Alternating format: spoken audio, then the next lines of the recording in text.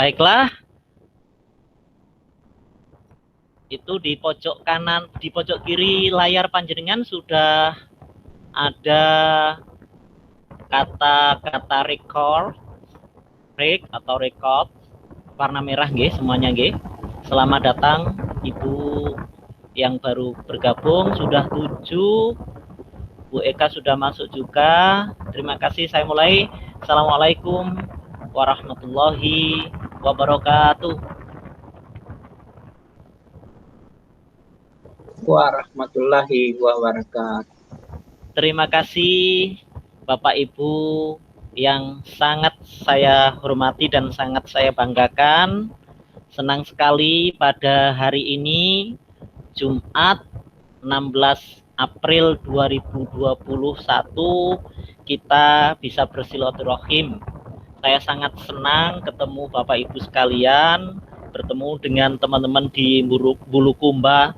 Ada Ibu Eka Rismanita. Mana suaranya Bu Eka Risma?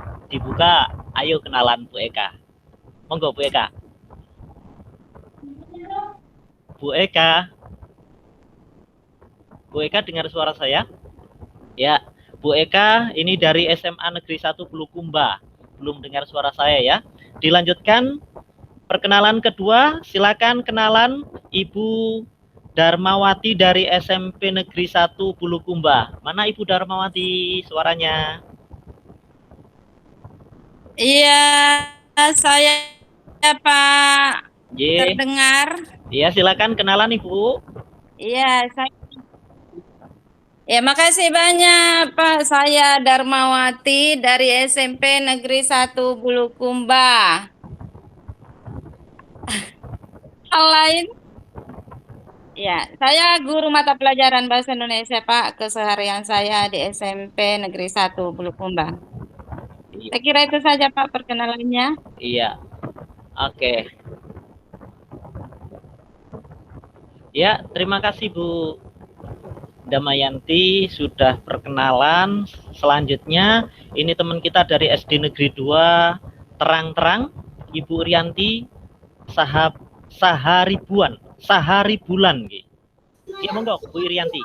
Siap, terima kasih Pak. Assalamualaikum warahmatullahi wabarakatuh. Perkenalkan, nama saya Irianti Saharibulan dari UPT SPF SDN 2 Terang-Terang. Keseharian saya di sekolah sebagai guru kelas awal. Jadi mungkin tugas saya nanti, dan yang kemarin-kemarin saya membahas masalah kelas awal Pak. Oke. Kami bangga jadi bagian dari guru penggerak dan kami bangga punya fasilitator seperti Bapak. Terima kasih Pak. Terima kasih ya Ibu Irianti, pengajar SD Negeri 2 Terang-Terang. Itu di sana ada nama kota Terang-Terang. Ada enggak nama kota gelap-gelap gitu ya? Enggak ada. Baiklah Ibu. Berikutnya ini ada nama dari surga, Ibu Nurjana. Ini ada surga, ada nur dari surga, Nurjana. Ibu Nurjana silakan dari SD 270 Danuang. Monggo, Ibu Nurjana sudah hadir belum? Baru 9, saya cek Ibu Nurjana ada enggak kira-kira? Ibu Nurjana masih belum hadir kelihatannya. Ya, saya lanjutkan Bu Herlina dari TK Idata. Dari TK Idata 2 Ela-Ela. Apa itu maksudnya Ela-Ela? Nanti dijelaskan Bu Herlina. Monggo, Bu Herlina. Terima kasih Pak. Nama saya Herlina dari TK Idata 2 Ela-Ela Bulukumba. Jadi Ela-Ela itu Pak nama sebuah kelurahan. Jadi TK-nya ini disambungkan dengan nama kelurahan. Nama TK-nya adalah TK Idata 2. Disambungkan dengan nama kelurahannya Ela-Ela. Jadi TK Idata 2 Ela-Ela. Seperti itu, Pak. Oke. Maksudnya kata Ela-Ela pirsa Bu, panjenengan Bu. Ela-Ela itu maksudnya apa ya? Kalau di dalam bahasa Indonesia kok saya jadi pengen ingin tahu ya, apa kira-kira maksudnya Ela-Ela itu? Ini sebuah nama kelurahan yang ada di sini. Saya tidak jelas juga Pak. Kalau artinya secara harafiah tidak jelas ya Bu ya? Iya. Oke, ini perkenalan dari Ibu. Terima kasih Ibu Iya, Pak. Herlina dari TK. Ini tentu tantangannya luar biasa kalau ngajar di TK, nggih? Iya Pak, betul. Beda dengan yang di SMA. Ganjarannya, pahalanya lebih banyak yang TK ini Bu Herlina. Amin, Baiklah. Pak. Bu Herlina, terima kasih perkenalannya, dan Pak Samsul Bahri dari SMA Negeri 9 Bulukumba. Aduh, ini yang dewasa itu. Monggo Pak Samsul. Iya, terima kasih Pak. Bapak Ibu yang saya hormati, perkenalkan nama saya Samsul Bahri, ngajar di SMA Negeri 9 Bulukumba. Mungkin kalau nama Samsul Bahri, Bapak Ibu kita masih ingat satu film dulu namanya Yang Kawin Paksa Pak, Siti Nurbaya. Oke. Cuma sayangnya istri saya bukan namanya Siti Nurbaya, tapi tetap ada Sitinya di depan. Kemudian saya ngajar, saya guru bimbingan dan konseling Pak. Jadi bukan guru mata pelajaran. Oh, gitu ya, BK. bukan guru mata pelajaran BK Guru ya. bimbingan dan konseling Pak. Alhamdulillah, ini psikologinya mateng nih Pak Samsul gitu. Sedang belajar terus menerus Pak. Mudah-mudahan sukses nanti. Ya, terus saya mau ini sedikit, ada tadi pertanyaan tentang terang-terang itu sebenarnya Pak, kalau di Bulukumba tidak dibaca terang-terang. Bagaimana tapi bacanya? Terang-terang. Apa begini? Terang-terang. Terang-terang Pak. Kira-kira logat saya sudah pas belum ini? Terang-terang. Betul, sudah pas Pak. Itu sudah pas. Saya Ya, bisa pindah jadi- ke sana nanti kalau sudah pas. Ya, bukan gelap dan terangnya. Terang ya. Apa maksudnya Ya, Pak kalau begitu Pak Samsul? Saya juga kurang paham Pak. Wah. Saya mohon maaf ya. Nanti dicari. Nanti. Pertanyaan saya, ya. Siap. Terang-terang. Ya, terima kasih Pak. Saya tergelitik. Makasih Pak Samsul. Terima kasih ya. Pak Hamzah. Pak Hamzah ini yang Pak Doktor Hamzah ya? Ya, monggo Pak Hamzah. Silakan memperkenalkan diri. Pak Doktor G. Bukan Pak. Yang Pak Dokter sinten? Iya. Yang Pak Dokter Pak Samsul atau Pak Andi? Ibu Dharma, Ibu Dharma. Ibu Dharma. ya? Ibu Dharmawati, Ibu ya? dokter. Oh, yang Ibu Dharmawati tadi yang dokter ya? Oke. Iya. Saya salah, berarti di otak saya salah persepsi ini Pak Hamzah yang. Amin Pak, mudah-mudahan. Amin ya, oke. Monggo Pak Iya. Hamzah, silakan perkenalkan diri. Iya. Baik, terima kasih. Saya nama Hamzah. Saat ini bertugas di SMA Negeri 10 Bulukumba. Tepatnya mengajar mata pelajaran biologi. Ya, jadi SMA Negeri 10 Bulukumba itu jaraknya sekitar 30-an kilometer dari tempat tinggal saya di kota. Jadi Oke. menuju ke arah utara kota Kabupaten Bulukumba. Oke. Tepatnya berada di Kecamatan Rilau Ale, Kabupaten Bulukumba. Sementara seperti itu Pak. Terima kasih. Iya, terima kasih Pak Hamzah. Terima kasih.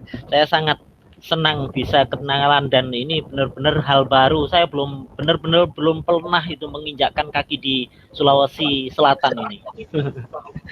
Oke.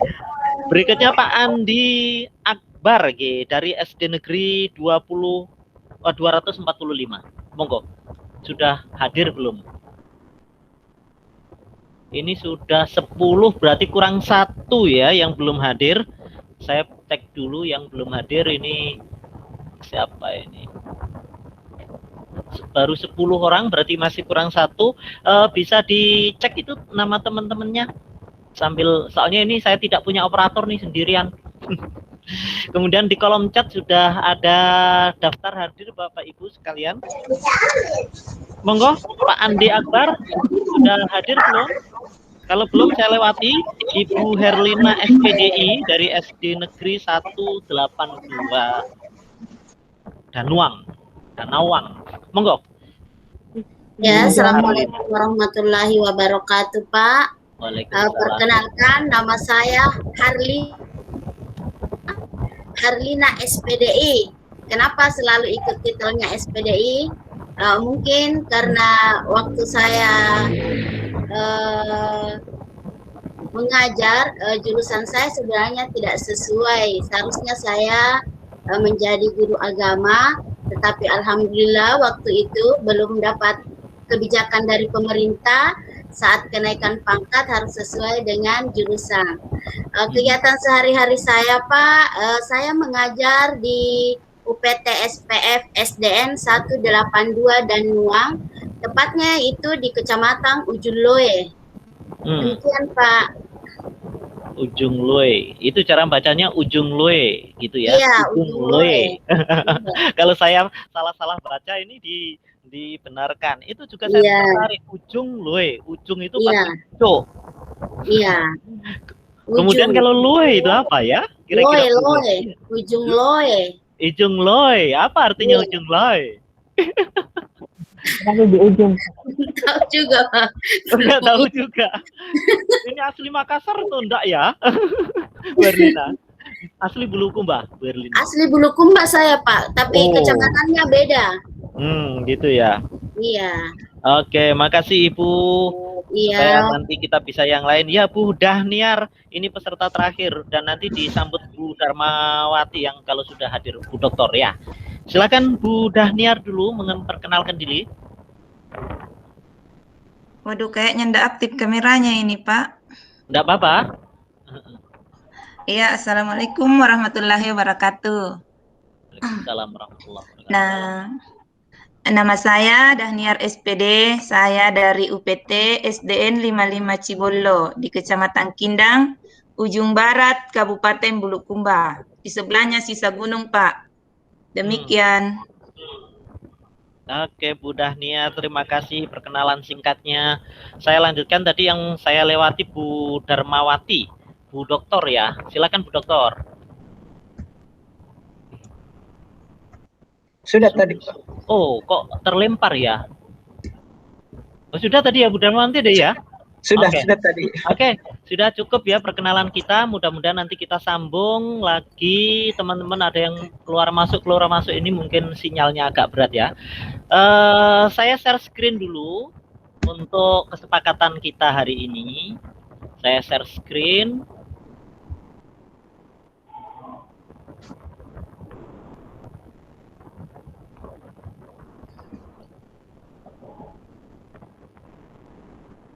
Mohon izin Pak, kayaknya Bu Eka Rismanita hadir Pak, belum perkenalan. Oh Bu Eka ya, monggo Bu Iya, Eka. Jangan ngeliatin, Bu. Ya Bu Eka dulu perkenalan sambil lihat. Monggo Ibu Eka. Assalamualaikum warahmatullahi wabarakatuh. Perkenalkan, nama saya Eka Rismanita dari SMA Negeri 7 di Tembaka. J. Itu ngajar matematika, Pak. Matematika Bu Eka nggih. Itu di dalam kota nggih Bu Eka? Sekitar bukan Pak, di Desa Bentusunggu, Pak. Oh, di desa nggih. Oke. Oke. Ada bisa melihat Ibu Nurjan. di share screen, bisa dilihat apa Bu kira-kira Bu? Sudah bisa, salam dan bahagia. Salam dan bahagia. Bahagia. Salam dan bahagia. Coba kita sebutkan bersama-sama ya. Ini apa namanya? Mic-nya di unmute, kemudian tangan dikepal ke atas gini. Lihat saya. Salam dan bahagia. Gitu bareng-bareng ya. 1, 2, 3. Salam dan bahagia. Oke, tepuk tangan untuk kita semuanya, Bapak Ibu kalian. Marilah kita mulai pertemuan hari ini dengan berdoa, mudah-mudahan puasa kita hari ini diterima oleh Allah Subhanahu wa taala. ilmu yang akan kita pelajari hari ini selama 90 menit juga akan diterima, kita dimudahkan oleh Allah. Saya mohon izin memimpin doa dengan agama dan cara saya, tapi Bapak Ibu menyesuaikan berdoa menurut keyakinan masing-masing. Bismillahirrahmanirrahim. Rasulillah sallallahu alaihi wasallam. Al-Fatihah. A'udzubillahi minasyaitonirrajim. Bismillahirrahmanirrahim. Alhamdulillahirabbil alamin. Arrahmanirrahim. Maliki yaumiddin. Iyyaka na'budu wa iyyaka nasta'in. Ihdinas siratal mustaqim. Shiratal ladzina an'amta 'alaihim ghairil maghdubi 'alaihim waladdallin. Allahumma shalli wa sallim wa barik ala sayyidina Muhammad. Alhamdulillahirabbil alamin. Rabbi shrah li sadri wa yassir li amri wahlul 'uqdatam min lisani yafqahu qawli. Rabbi zidna ilma warzuqna fahma waj'alni minas sholihin ya Allah. Rabbi zidna ilma ya Allah, warzuqna fahma ya Allah, waj'alni minas sholihin ya Allah. Rabbana hab lana min azwajina wa dzurriyyatina qurrata a'yunna waj'alna lil muttaqina imama. Rabbana atina fid dunya hasanah wa fil akhirati hasanah wa qina adzabannar wa adkhilnal jannata ma'al abrar ya aziz ya ghafar ya rabbal alamin. Sallallahu alaihi wasallam Muhammad. Alhamdulillahirabbil alamin. Bisiril asraril Fatihah. Bismillahirrahmanirrahim. Alhamdulillahirabbil alamin. Arrahmanirrahim. Maliki yaumiddin. Iyyaka na'budu wa iyyaka nasta'in. Ihdinas siratal mustaqim. Shiratal ladzina an'amta 'alaihim ghairil maghdubi 'alaihim waladdallin. Amin. Amin. Terima kasih Bapak Ibu. Saya berharap setiap kali panjenengan buka laptop itu berarti panjenengan sudah memulai belajar. Sehingga harapan saya di pengumuman pertama itu pada hari tanggal 13 atau 14 saya sudah mengumumkan yang saya baca tadi. Tapi panjenengan bisa menyesuaikan karena panjenengan sudah belajar supaya kita dimudahkan oleh Allah. Materi hari ini Bapak Ibu, refleksi filosofi pendidikan Ki Hajar Dewantoro. Kita hari ini akan banyak berdiskusi dan di LMS kita juga sudah berdiskusi banyak. Saya sudah membaca tulisan Bapak Ibu sekalian, luar biasa. Saya bisa belajar banyak dari tulisan-tulisan Bapak Ibu. Jadi di sini Bapak Ibu, saya sebagai fasilitator, saya perkenalkan, tadi Ibu sudah memperkenalkan. Saya Rasmian, lahir di Kota Lamongan Bapak Ibu sekalian, di tepatnya di Kecamatan Karanggeneng, Kabupaten Lamongan. Kemudian saya menempuh perguruan tinggi itu mulai dari diploma tahun 90 di Universitas Negeri Jember. Kemudian setelah itu saya langsung mengajar.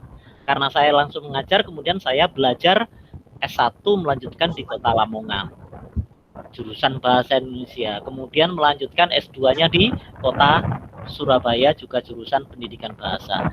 Itu kira-kira perkenalan saya. Kemudian tahun 2020, alhamdulillah pemerintah Provinsi Jawa Timur mempercayai saya menjadi pengawas sekolah. Dan tahun 2021 pemerintah pusat mempercayai saya menjadi fasilitator. Akhirnya lah saya ketemu Bapak Ibu semuanya untuk silaturahim, belajar bareng dan saling mengisi. Jadi saya bukan guru panjenengan, bukan fasilitator panjenengan, tapi saya juga murid panjenengan di dalam banyak hal, Bapak Ibu nggih. Nggih itu dalam bahasa Jawa loh ya. Ngerti toh? Iya. Mengerti. Ngerti ya. Ngerti, Oke, Pak.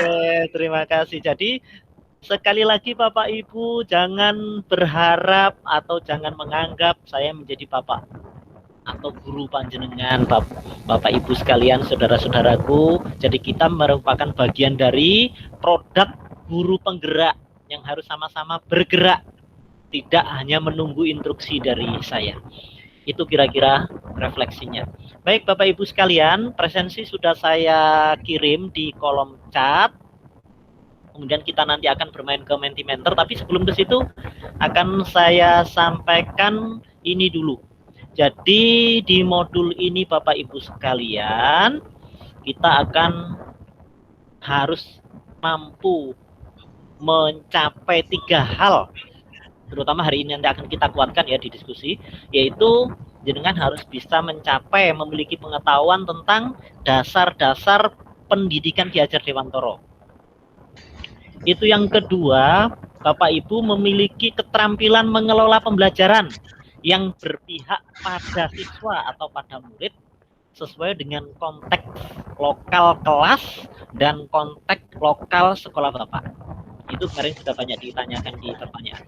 Yang kedua, memiliki sifat reflektif kritis. Jadi reflektifnya itu ditambah dengan kritis, Bapak Ibu kalian, dalam mengembangkan dan menerapkan pembelajaran yang merefleksikan dasar-dasar pemikiran Ki Hajar Dewantara sebagaimana pada pengetahuan nomor 1 tadi.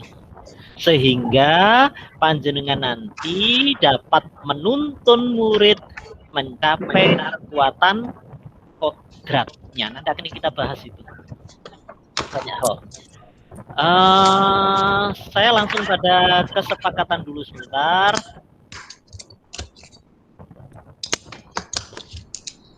Nanti kita alurnya seperti ini, Bapak Ibu. Tujuan pembelajaran ini, bentar ya. Nah, ini komitmen yang akan kita bangun, Bapak Ibu, dalam 90 menit. Nanti jika kita sepakati ya, nanti Bapak Ibu acungkan tangan, kami CGP Bulukumba berkomitmen dan sepakat untuk belajar hari ini. Begitu nanti kalau kita sudah sepakat. Ini usulan saya saja, Bapak Ibu. Nanti panjenengan boleh menambahkan, boleh mengurangkan. 1. Semua peserta membuka video bila tidak terkendala jaringan. Ya, bila tidak terkendala jaringan ini. Jadi diupayakan kalau jaringannya kuat, seluruh peserta membuka video. Kita bisa saling mengenal. Yang kedua, ketika Bapak Ibu akan bertanya, angkat tangan atau raise hand di depan kamera, itu ada kata-kata angkat tangan, raise hand, kemudian bertanya setelah dipersilahkan oleh instruktur atau moderator. Berarti nanti setelah saya persilahkan. Berikutnya, semua peserta berpartisipasi aktif dalam diskusi. Apabila sudah mendapatkan kesempatan bertanya maksud saya, dan berbagi pengalaman, maka berikan kesempatan yang sama bagi yang lain. Artinya kalau tidak ada boleh yang mendominasi. Saya saja yang mendominasi, atau Bu Herlina saja yang mendominasi, atau Pak Amjad saja yang bicara, tapi kita upayakan semuanya berbicara. Yang keempat, chatbox digunakan sebagai media bertanya dan berbagi pendapat dan pengalaman. Itu ya, nanti silakan kalau saya menyampaikan dan ada unek-unek, langsung aja sambil ditulis di chatbox. Kemudian berikutnya, membuka diri terhadap perbedaan dalam berpendapat, bertanya, berbagi pengalaman, dan lain sebagainya. Jadi kita harus benar-benar membuka diri terhadap perbedaan, walaupun panjenengan satu kabupaten, tentu antar kecamatan, antar desa, antar sekolah, antar perbedaan individu panjenengan dalam hal jurusan akan mempengaruhi pola pikir dan cara berbicara. Oleh karena itu, ketika ada teman-teman kita yang berbicara itu ya dengan cara-caranya, mari kita hormati perbedaan itu, dan apabila kita berbeda pendapat, mari juga kita hormati pendapat teman kita. Yang nomor 6, menjaga ketenangan ruangan virtual. Jadi tolong Google Meet-nya, Gmeet-nya di mute ketika ada temannya berbicara. Dengan selalu memonitor mikrofon dan video di, ini masih ya, Zoom ya, Gmeet, agar proses pembelajaran menjadi kondusif dan bermakna. Jadi dikontrol bagian bawah panjenengan itu kira-kira terbuka atau tertutup mic kita atau video kita. Terutama yang video Bapak Ibu, jangan sampai karena yang di rumah kemudian situasi rumah itu bocor kepada kita. Oke, begitu ya. Yang terakhir, yang ketujuh, konsisten dengan waktu saat mempresentasikan ide, bertanya, dan berbagi pengalaman. Kita nanti 90 menit, agak banyak. Jadi ada yang perlu ditambahkan kira-kira sebelum saya lanjutkan di sini? Saya Pak. Tidak ada? Tentang itu Pak, tentang angkat tangan nomor 2. Ya, gimana? Monggo Bapak. Angkat tangan yang dimaksud apa langsung begini atau pakai aplikasinya, Pak? Pakai aplikasi Bapak. Oh, pakai aplikasi. Pakai aplikasi, di bawah itu ada Iya, iya, raise hand Pak, iya. atau angkat tangan G di nomor 2 warna hijau. Dari kanan itu ada titik 3, kemudian ada Anda sedang memberikan presentasi, kemudian ada gambar tangan itu yang saya maksud G. Oke. Kemudian yang lainnya? Tidak ada? Oke, kalau tidak ada Bapak Ibu sekalian, kalau tidak ada, Permisi, ada, Izin dalam Pak. ada? Izin Monggo. Pak. Ya, monggo, Ya. Ibu. Ya, sebentar Pak. Pada saat berlangsung materi dan diskusi, apabila kita ingin ke belakang, ke kamar kecil, apakah kita harus menonaktifkan video atau mengangkat tangan? Terima kasih Pak. Ya boleh, terima kasih Ibu. Ya sebaiknya begitu, kita belajar untuk menghargai teman-teman kita. Izin kemudian ditutup videonya supaya ada hal-hal tertentu itu tidak bocor ke sini. Ada yang beragama lain Ibu? Tidak ada ini? Islam semua Pak. Oke, barangkali ada yang butuh, yang beragama lain butuh minum, makan, jangan sampai ada di video gitu maksudnya. Oke, yang lain lagi silakan. Kalau tidak ada kita lanjut diskusi kita, belajar kita. Kalau sudah tidak ada, saya lanjut ke. Ini terlihat ada presensi dan yang atas itu terlihat apa Bu? Yang atas Bu? Ini yang saya blok terlihat. Nah itu saya kirim ke chat, saya kirim ke chat, kemudian panjenengan klik di situ, kemudian setelah diklik nanti jawab pertanyaan saya di situ. Ini untuk memulai diskusi, kita mulai dari sana.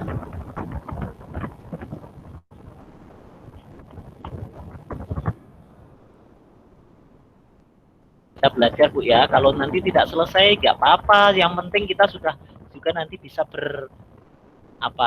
menggunakan berbagai media pembelajaran untuk daring.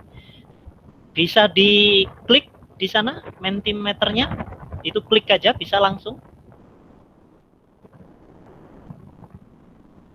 Sudah? Mulai dari sekarang.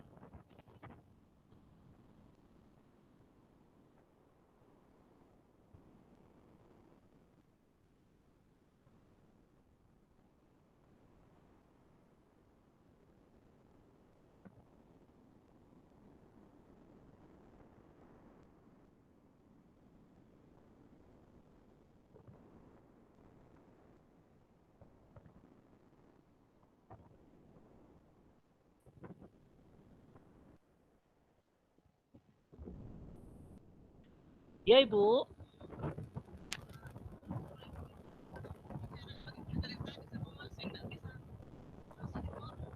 Oh, Ibu ada terkendala ya?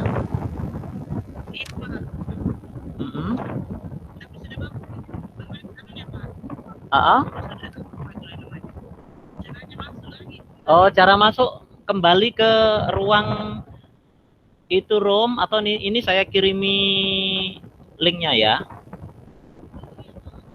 Ya, sebentar ya.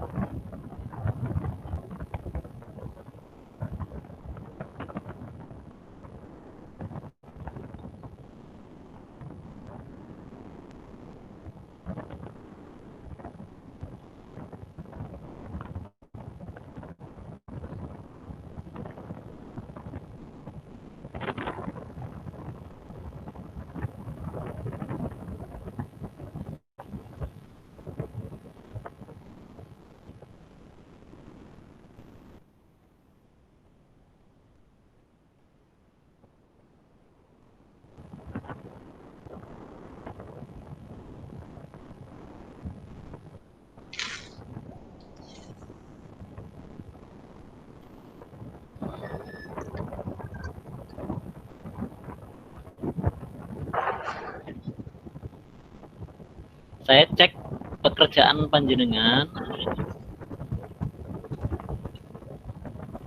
Sinyalnya agak lumayan lemot.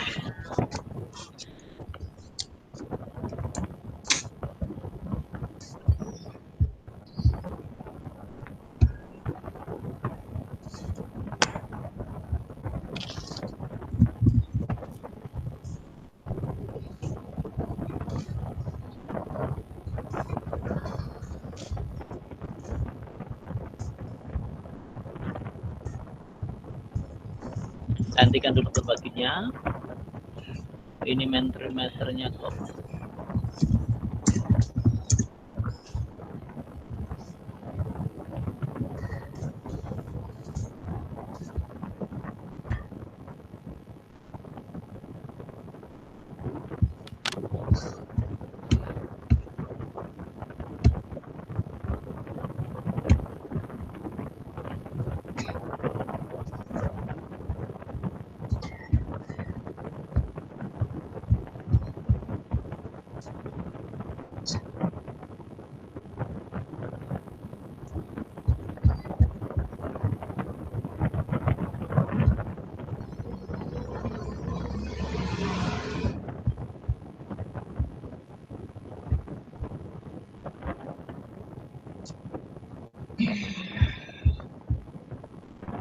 Belum ada jawaban, Pak?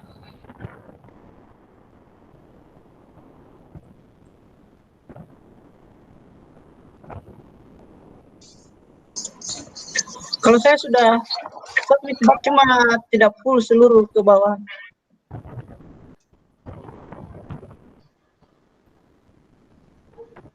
Bisa dikirim walaupun tidak full, Pak. Iya, tidak apa-apa. Terlihat apa di layar panjenengan? Lah ini belum ada masuk ini. Nah, coba kirim, Pak. Sudah saya kirim, Pak. Ayo coba ini di layar terlihat ya, belum ada kiriman ini. Saya baru kirim, Pak, coba. Oh ya, monggo. Saya baru kirim, Pak. Masuk ya? Sudah 2 kali Pak, tapi nggak ada. Oh, sudah 2 kali ya kirimnya. Di layar kelihatan? Tidak, Pak. Di layar kelihatan apa panjenengan? Gelap Pak, gelap. Ini gambar gelap.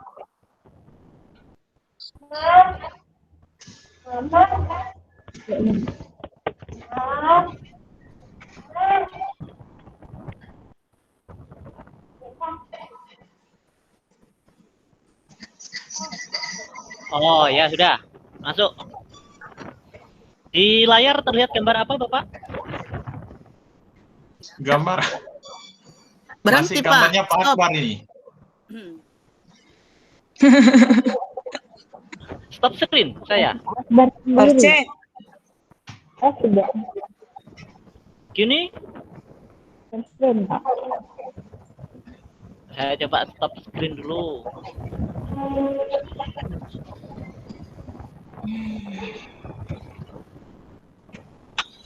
Bingung saya ini gimana caranya. Meter, Bu. Mandaknya sudah 2 kali.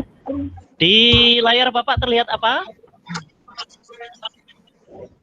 Terima kasih atas Gambar teman. Persentase pengajar. Apa? tulisan kata Tulislah kata kunci Tulislah kata filosofi. kunci Ah ya benar. Di Hajar Dewantara. Ki Hajar Dewantara. Sip. Sudah benar. Berarti kita pada posisi yang benar. Bapak Ibu sudah selesai? Ya, ini sudah masuk. Sudah, Apa Pak. yang ya kita baca bareng-bareng ya. Kita baca Pak. bareng-bareng. Itu yang ditebeli yang besar-besar itu berarti banyak orang menjawab masalah itu. Coba saya tertarik yang paling besar. Kata kuncinya budi pekerti. Siapa yang ingin menjawab atau menjelaskan mengapa kata kunci filosofi Ki Hajar Dewantara itu kok budi pekerti? Siapa ya? Silakan di unmute. Budi pekerti, yang jawab budi pekerti. Aduh, maaf. Monggo.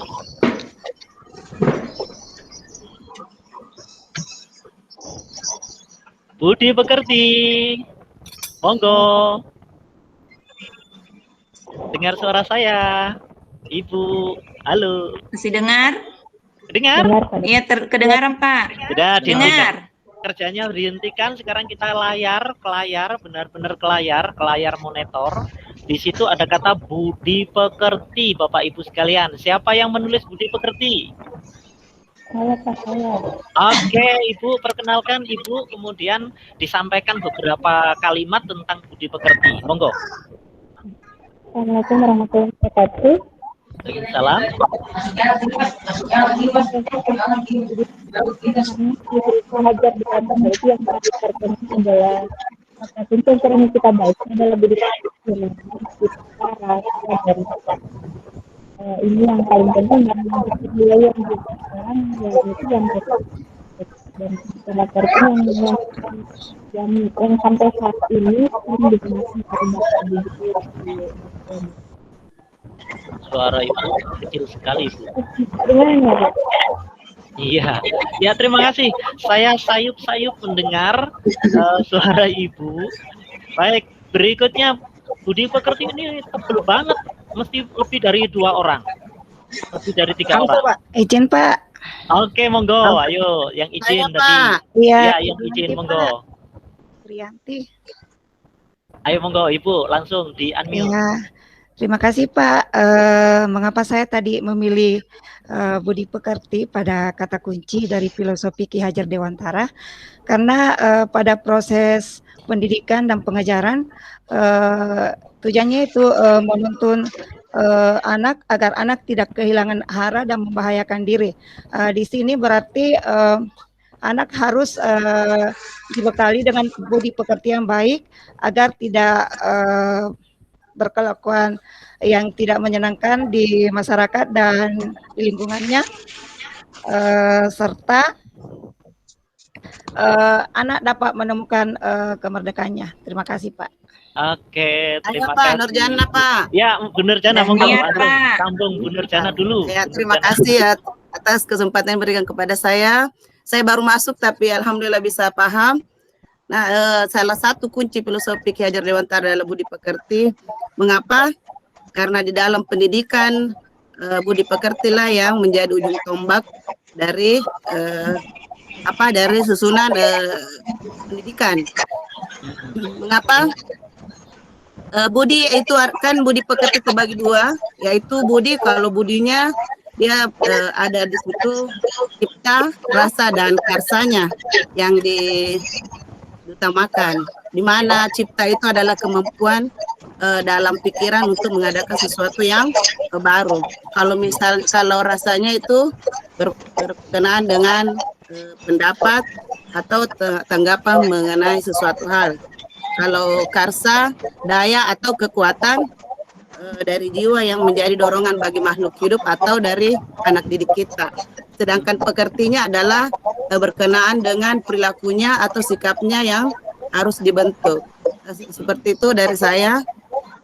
Mungkin masih ada tambahan dari teman-teman. Oke, sip. Kita potong dulu budi pekerti. Yang paling tebal itu budi pekerti. Tapi saya ingin yang paling kecil. Mungkin ada yang paling kecil itu ada kata menuntun. Ini yang saya sorot ini merah. Kecil sekali menuntun.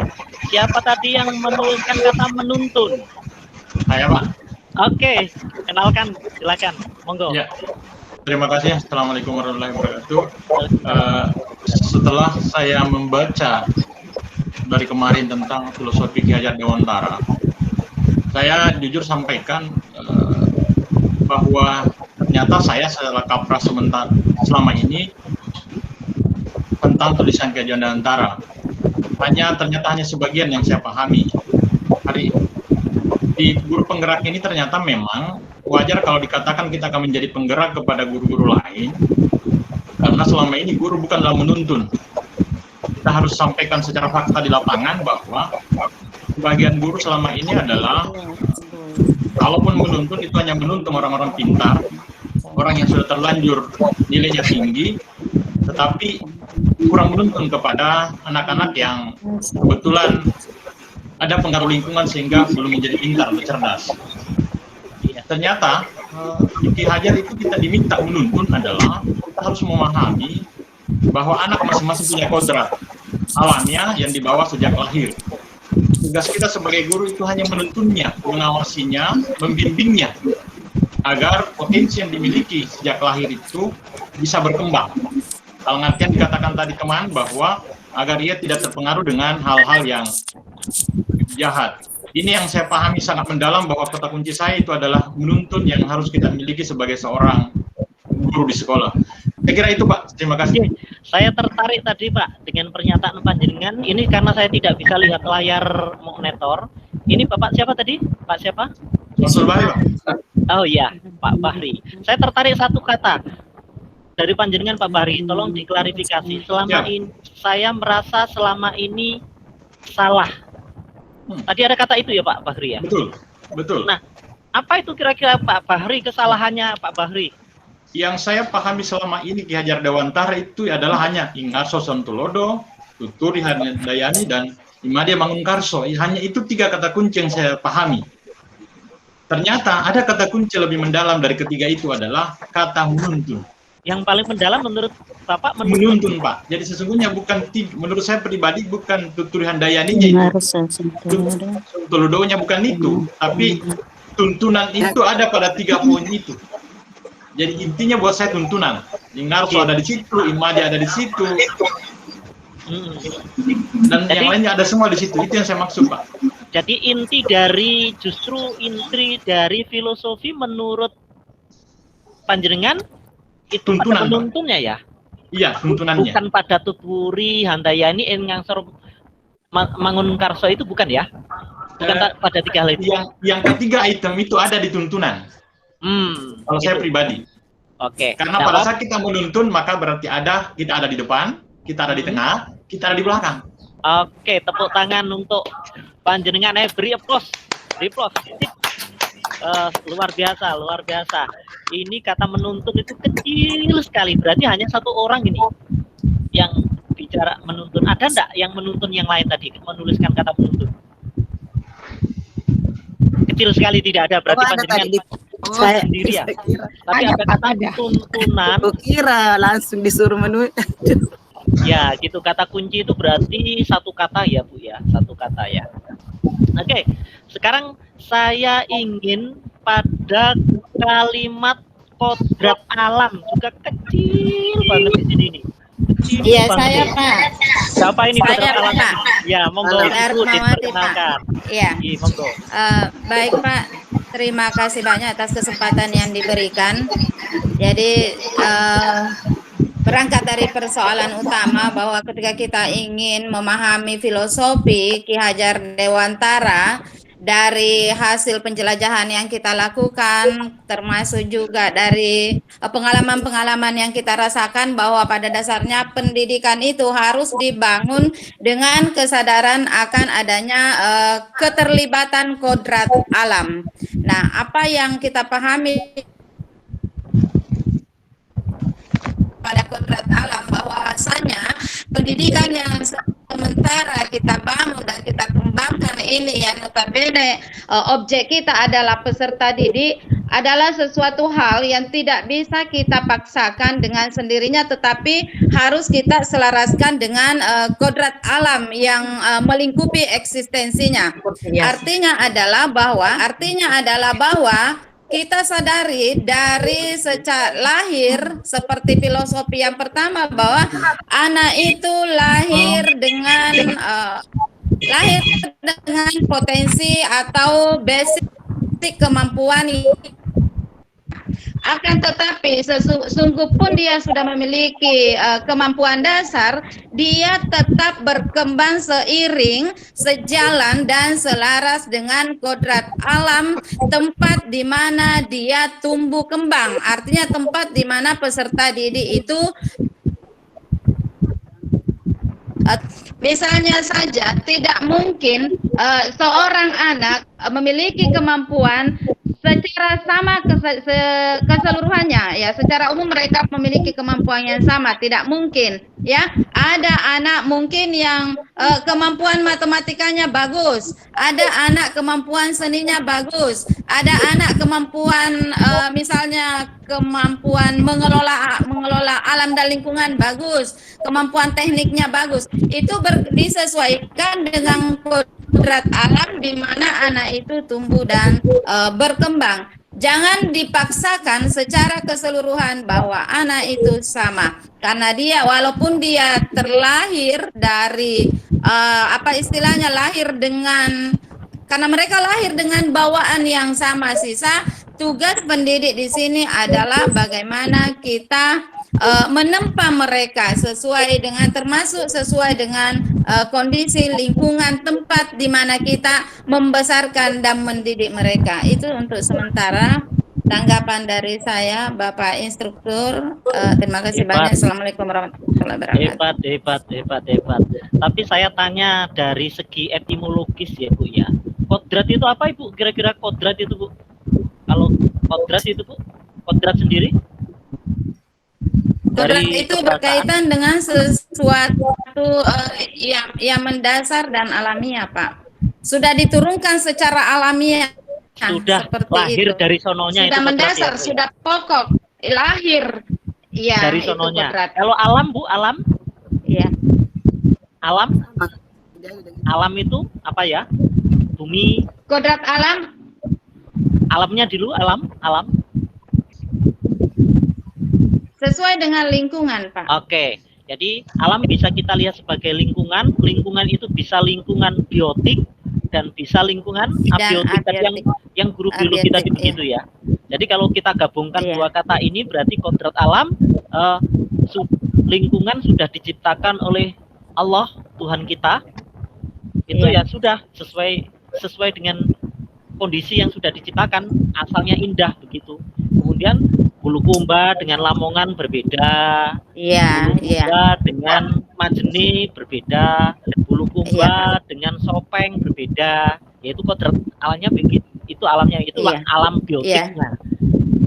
Sedangkan yang abiotik sosial juga begitu, Ibu G. Ada keluarganya Ibu dengan keluarga saya cara berpikirnya beda. Keluarganya Pak Hamzah dengan keluarganya Bu Herlina mikirnya juga pasti beda. Ini kodrat alam, begitu ya. Kira-kira ya pemahamnya. Karena kodrat alam ini juga kecil banget. Berarti hanya satu orang ini. Ada yang kecil lagi ini. Saya tertarik yang kecil-kecil dulu ini. Kecil di sebelah kiri sampai saya tidak bisa ini. Anak lahir sedang kodrat. Bisa baca. Ini anak lahir sebagai kodrat. Nah, di sini tadi ada kodrat alam. Tapi di sini anak lahir sebagai kodrat. Saya besar dulu. Ya, gini ya. Terlihat di layar Ibu lebih besar ya. Oke. Siapakah tadi yang menuliskan anak lahir sebagai kodrat? Monggo, siapa? Halo, masih dengan suara saya? Masih. Ayo kita pindah ke layar. Bapak Ibu yang menuliskan anak lahir sebagai kodrat, monggo berbicara. Siapa? Perkenalkan diri. Monggo, mulai dari sekarang. Aduh, saya. Siapa ya? Anak lahir sebagai kodrat. Ada Ibu Irayanti yang angkat tangan saya lihat. Oh iya, monggo, langsung saya persilakan.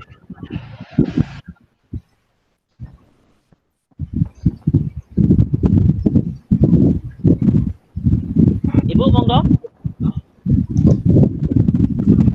Ibu Irayanti, angkat tangan saya lihat. Iya, monggo Ibu Irianti. Bukan Irianti, Pak Irianti. Irianti ya, Ibu Irianti, monggo. Silakan. Bu Ibu Ir?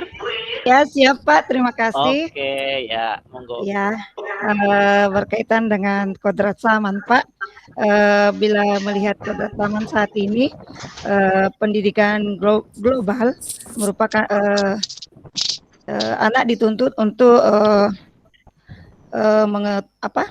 memiliki keterampilan abad 21.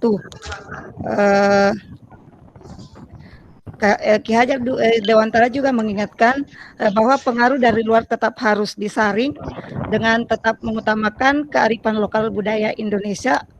Oleh sebab itu, isi dan irama yang dimasuk oleh Ki Hajar Dewantara, muatan atau konten pengetahuan yang diadopsi sejatinya tidak bertentangan nilai-nilai kemanusiaan.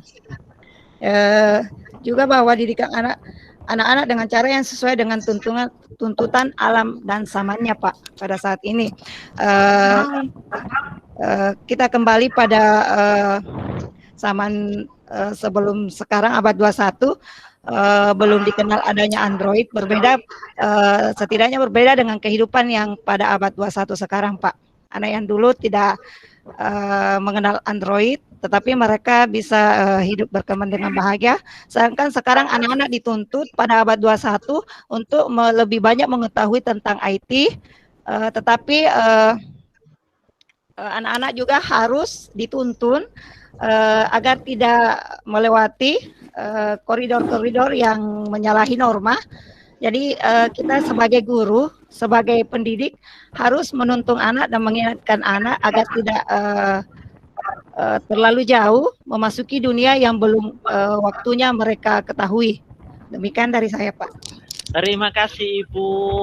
Tadi disebutkan anak lahir dari kodrat, berdasarkan kodrat. Kalau berdasarkan kodrat itu dengan kodrat, berarti setiap individu itu intinya memiliki potensi, Bu, ya Bu ya. Oh, iya. Sudah punya dan bakat masing-masing. Iya, potensi dan bakat masing-masing. Oke. Kita sudah banyak mengupas, tidak semuanya saya sampaikan di sini supaya nanti hal-hal lain nanti kita bicarakan di bagian lain. Jadi saya akan kembali kepada PPT. Terima kasih Bapak Ibu sudah memberikan gambaran. Dari sinilah tadi saya sampaikan di awal bahwa saya bukan yang paling pinter. Ternyata Bapak Ibu sekalian sudah luar biasa pemahamannya tentang Ki Hajar Dewantara. Saya sangat tersentuh dari pendapat tentang ternyata selama ini saya salah. Saya tidak memahami Ki Hajar Dewantara. Nanti kita akan bicara ke Padlet. Kesimpulan-kesimpulan yang jenengan tulis tadi akan kita tulis di Padlet nanti, boleh dicatat ininya. Terlihat ya di layar panjenengan? Terlihat Pak. Oke, mari ke Padlet nanti aja. Nanti kita ke sana, Bapak Ibu sekalian. Saya langsung lompati. Ini adalah beberapa contoh refleksi pembuka yang disampaikan oleh para peserta di angkatan 1 yang dikutip di sini. Saya kira sudah saya lanjutkan aja. Tadi yang jenengan sampaikan sudah oke semuanya. Jadi saya langsung masuk ke sini, Bapak Ibu. Dasar-dasar pemikiran Ki Hajar Dewantara. Jadi panjenengan tadi yang berbicara, sekarang gantian saya akan mencoba memberi penguatan saja. Nanti kalau apa yang saya sampaikan kok kurang berkenan, ya panjenengan benarkan nggih. Baik. Dasar pemikiran Ki Hajar Dewantara, tadi mengapa saya pilih menuntun? Kata kunci utama, kata kunci yang paling besar, kata kunci yang sangat mendalam, kata kunci yang menurut saya juga sangat spesifik, itu ada kata menuntun. Panjenengan Sulawesi semuanya nggih, enggak ada yang Jawa nggih. Sulawesi Pak. Enggak ada yang Jawa itu ya. Oke. Iya Pak didengar. Kata menuntun Bapak Ibu itu berasal dari bahasa Jawa. Nuntun itu bahasa Jawa, kemudian diadopsi atau dipinjam atau diresmikan menjadi bahasa Indonesia. Di dalam konteks Jawa, saya sekarang bicara konteks Jawa karena panjenengan bukan orang Jawa semuanya ya. Di dalam konteks Jawa, nuntun Bapak Ibu sekalian, itu adalah membantu seseorang yang lemah dengan jalan. Ini orang Jawa, ini orang Jawa. Kalau anaknya kecil itu digandeng, Bu. Tangannya digandeng. Tangan kanan dan tangan kiri digandeng. Nanti akan saya sampaikan di slide lain konsep menuntun itu di orang Jawa. Jadi tangannya digandeng begini, Bu. Kemudian kita ajak bareng-bareng melangkah ke depan, ke kiri, ke kanan, ke depan, ke kiri, ke kanan. Itu langkah antara orang yang digandeng, yang dituntun, dengan orang yang dituntun. Itu harus bersama-sama. Kalau tidak bersama-sama jatuh. Nah, apa filosofinya? Begini, kalau kita mendidik anak dengan cara menuntun, berarti kita gandeng anak itu. Kita ajak bersama-sama. Kita bareng langkah kita sehati dengan mereka, supaya apa yang mereka kerjakan itu juga searah dengan apa yang kita lakukan. Sampai di sini ada yang paham konsep Jawa ini, konsep Jawanya? Itu satu. Paham. Konsep Jawa yang kedua, nuntun. Ketika ada orang yang baru sakit, kemudian dia tidak bisa berjalan, kemudian orang Jawa itu membantu dengan cara menuntun, itu pundaknya dirangkul, Bu. Pundaknya dirangkul. Tadi kan tangannya dipegang orang Jawa ya. Sekarang yang kedua itu ketika ada orang yang sakit, yang disebut menuntun dalam bahasa Jawa itu, pundak orang yang dituntun itu dirangkul begini, kemudian dengan pelan kita berjalan bersama-sama, hampir sama dengan yang tadi. Tapi ini yang kepada orang sakit, katakanlah murid itu kan anggap saja ada yang sakit ya, sakit apanya ya, masih sakit ya, masih kecil ya, itu kita bergerak bersama supaya bisa mencapai tujuan orang yang tidak bisa jalan tadi. Sama, kakinya harus bareng melangkah, tangan tubuhnya harus dirapatkan dengan orang yang menuntun. Itu konsep menuntun. Apa maknanya di dalam dunia pendidikan? Apa maknanya? Kalau kita sudah mengajar kepada anak yang sudah dewasa, sejajar dengan kita, itu harus kita rangkul. Kemudian kita ajak mereka menuju hal sebagaimana tujuan pendidikan. Tapi nanti akan memperhatikan konsep lain, begitu. Itu kata kunci menuntun ini benar-benar nanti harus jenengan akan pelajari selama 9 bulan ini. Dan konsep inilah yang tadi menurut Pak siapa tadi? Pak Hamzah tadi, siapa yang berpendapat menuntun tadi? Pak Samsul tadi ya. Menurut Pak Samsul itu menyentuh hati, katanya Pak Samsul tadi. Iya Pak Samsul ya. Ya Pak Samsul ya.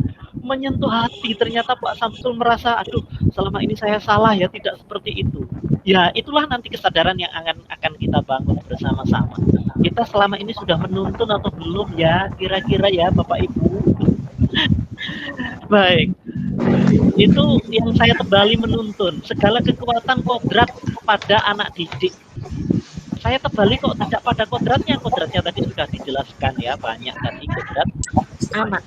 Jadi fokus kita mengajar atau kita mendidik itu pada siapa sih Bu? Fokusnya pada siapa? Pada peserta didik atau siswa. Peserta didik ya, bukan pada kurikulum nggih? Ya. Waduh, kurikulumnya anak pada habis. siswa, pada peserta didik sama. Selama ini, aduh, kurikulumnya banyak, tidak habis, saya kejar itu, gitu nggih? Ada yang begitu nggih? Zaman dulu Pak, zaman dulu. Zaman dulu. Sedikit Sekarang Pak. berubah ya. Sebelum jadi Sebelum jadi apa Bu? Sebelum penguatan ke-13, Pak.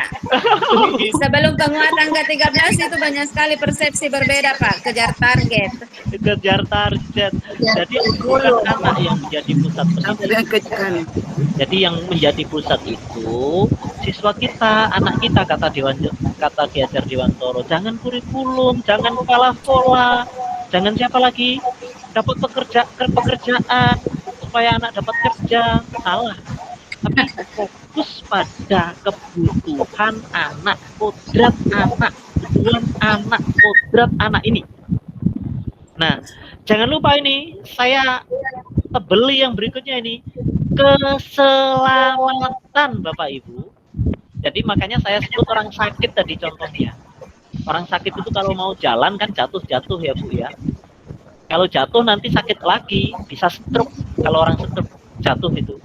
Maka apa filosofinya kata Ki Hajar Dewantoro? Keselamatan Bapak Ibu. Jadi anak-anak itu masa kecil anak-anak yang kita sebut anak-anak itu, langkah mereka itu masih abu-abu. Belum jelas dia akan jalan ke arah timur atau barat, ke arah putih atau hitam, ke arah atas atau bawah, tapi dia sudah punya potensi, tapi dia bingung. Di dalam sebuah kebingungan itu, maka panjenengan sebagai guru, kita sebagai pendidik itu memiliki kewajiban menyelamatkan jiwa mereka supaya sampai pada tujuannya. Itu kalau dalam tuntunan Islam itu supaya pada hablum minallah, supaya selamat, supaya sampai pada hablum minallah, hubungan dengan Tuhannya. Selamat itu diartikan macam-macam ya. Mungkin apa ya, kalau kita sebagai umat Islam ini selamat dunia akhirat, hablum minallah tadi. Dan yang kedua apa? Bahagia. Iya. Ada enggak Bapak Ibu guru kalau anaknya itu dapat nilai 3 atau kurang dari KKM, terus seneng, waduh seneng aku. Kapok, ora iso ngergekno soal. Ada enggak yang begitu? Tidak ada ini ya. Semua kejar nilai. Nah, pokoknya oleh nilai tinggi bahagia. Ada enggak yang begitu? Ada. Pokoknya nilainya. Sebenarnya bukan bahagia itu tidak harus nilainya yang tinggi itu, kebahagiaan ini. Justru kalau saya itu pada kata kembalinya pada kata selamat tadi. Tidak adalah kebahagiaan yang hakiki kecuali anak-anak kita selamat dari dunia hitam. Selamat bisa sampai pada mencapai ketuhanannya, memahami bahwa siapa dia, siapa dirinya sebagai manusia dan sebagai makhluk sosial. Nanti akan dijelaskan di bagian lain tentang penjelasan Ki Hajar Dewantoro tentang kodrat alam tadi, sebagai manusia secara pribadi dan sebagai makhluk sosial. Nah, di sini disebutkan oleh Pak Ki Hajar sebagai anggota masyarakat. Jadi keberhasilan pendidikan kita itu ketika anak-anak kita itu, ibu bapak, memiliki empati terhadap kemajuan masyarakat. Bukan kemudian nilainya tinggi, kemudian kalau dicontoh oleh temannya tidak boleh, individualis. Nah, itu bukan itu. Justru keberhasilan pendidikan kita itu apabila anak-anak mampu menciptakan empatinya kepada kebutuhan masyarakat. Dan itu nanti Bapak Ibu akan pelajari di modul berikutnya, bagaimana membangun empati pada materi emosional sosial. Nanti akan kita banyak belajar tadi yang dari guru BK tadi. Itu slide ini. Nah, konsep Pak Ki Hajar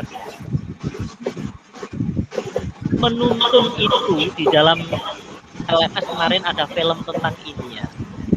Ini gambar ini adalah gambar Pak Petani. Seperti kita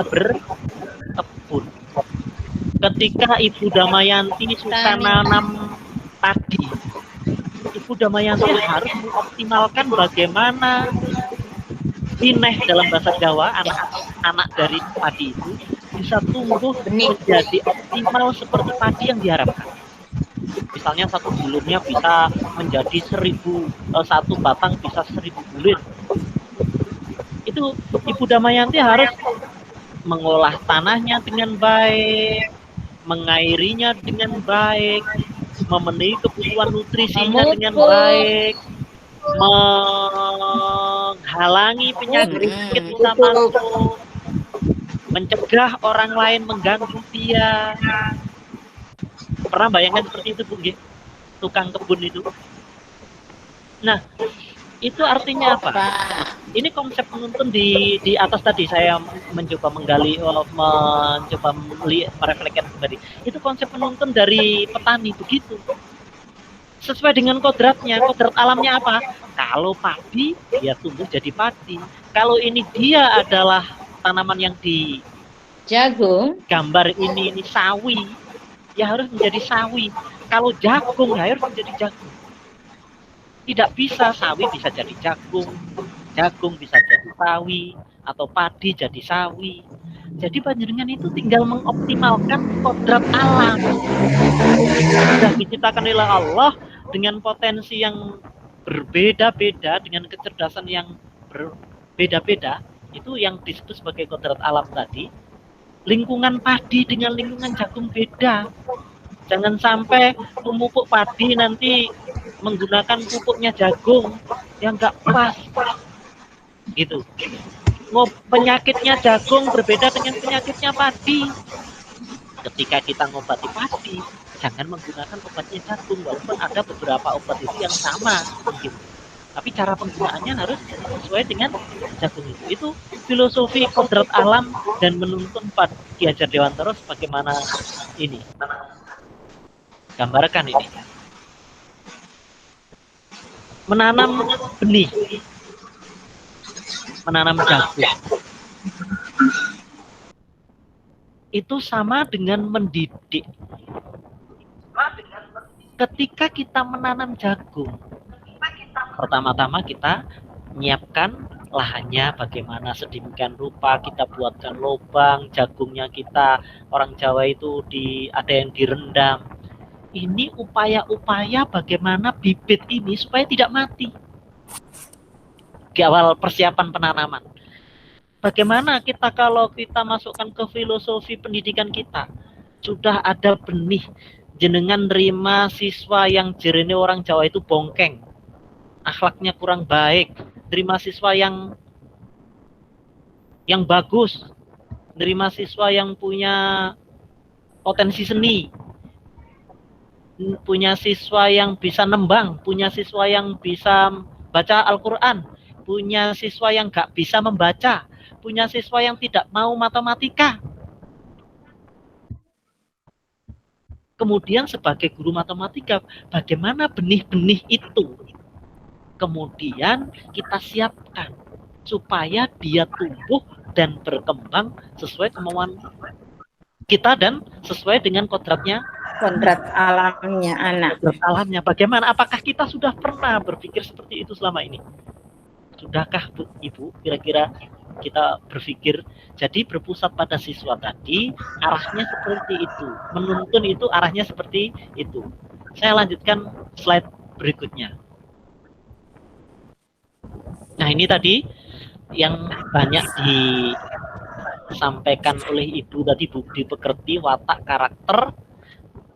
Kata kunci kedua itu selain menuntun yang penjelasannya dowo mau panjang seperti tadi. Jadi tidak salah, kata kunci yang kedua itu ternyata adalah budi pekerti. Apa Bu? Budi pekerti. Kata pertama tadi menuntun, yang kedua kata kunci yang kedua paling mendalam itu ternyata budi pekerti. Ngapunten, mohon maaf Bapak Ibu, orang sekarang ini kadang-kadang ditanya, kenapa kamu menyekolahkan anakmu ke situ? Supaya dapat Seperti yang baik. Pekerjaan. Supaya dapat pekerjaan ya orang sekarang. Supaya dapat apa? Supaya dapat uang. Supaya dapat apa lagi? Dapat hadiah. Masa depan cerah. Masa depan cerah. Semua itu berkaitan dengan benda. Semua itu berkaitan dengan material. Iya. Itu pendidikannya orang barat. Pokoknya yang dikejar adalah uang, uang, uang, uang, uang. Bahkan sebuah kebahagiaan bagi mereka adalah uang, uang, uang. Nah, ternyata bangsa kita sebagai bangsa timur itu lebih maju dari mereka. Karena sebenarnya menurut bangsa kita yang diwakili oleh Pak Ki Hajar Dewantoro, pendidikan itu bukan itu tujuannya. Tetapi justru pendidikan itu harus membangun budi pekerti, watak, dan karakter. Ini kalau didiskusikan ini sampai murah-murah katanya orang Jawa gitu. Budi pekerti. Budi pekerti. Saya ulang. Budi pekerti. Ini luar biasa. Kita membangun mindsetnya itu hati kita. Jadi kita sekarang menjadi pendidik, Ibu panjenengan menjadi guru. Pertanyakan kembali pada Ibu, Bapak sekalian, apakah selama saya mengajar kemarin sudah melakukan proses pendidikan mengarah pembentukan budi pekerti? Renungkan baik-baik. Apakah Ibu sudah melakukan hal itu?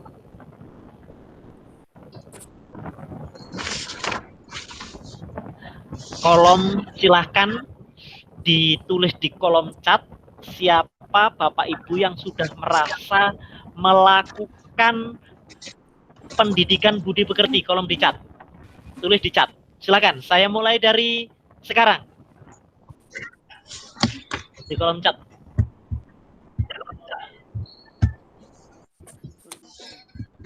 Bisa bertanya, Pak? Ya, sambil menunggu kolom chat boleh? Boleh bertanya, Pak? Iya. Terima.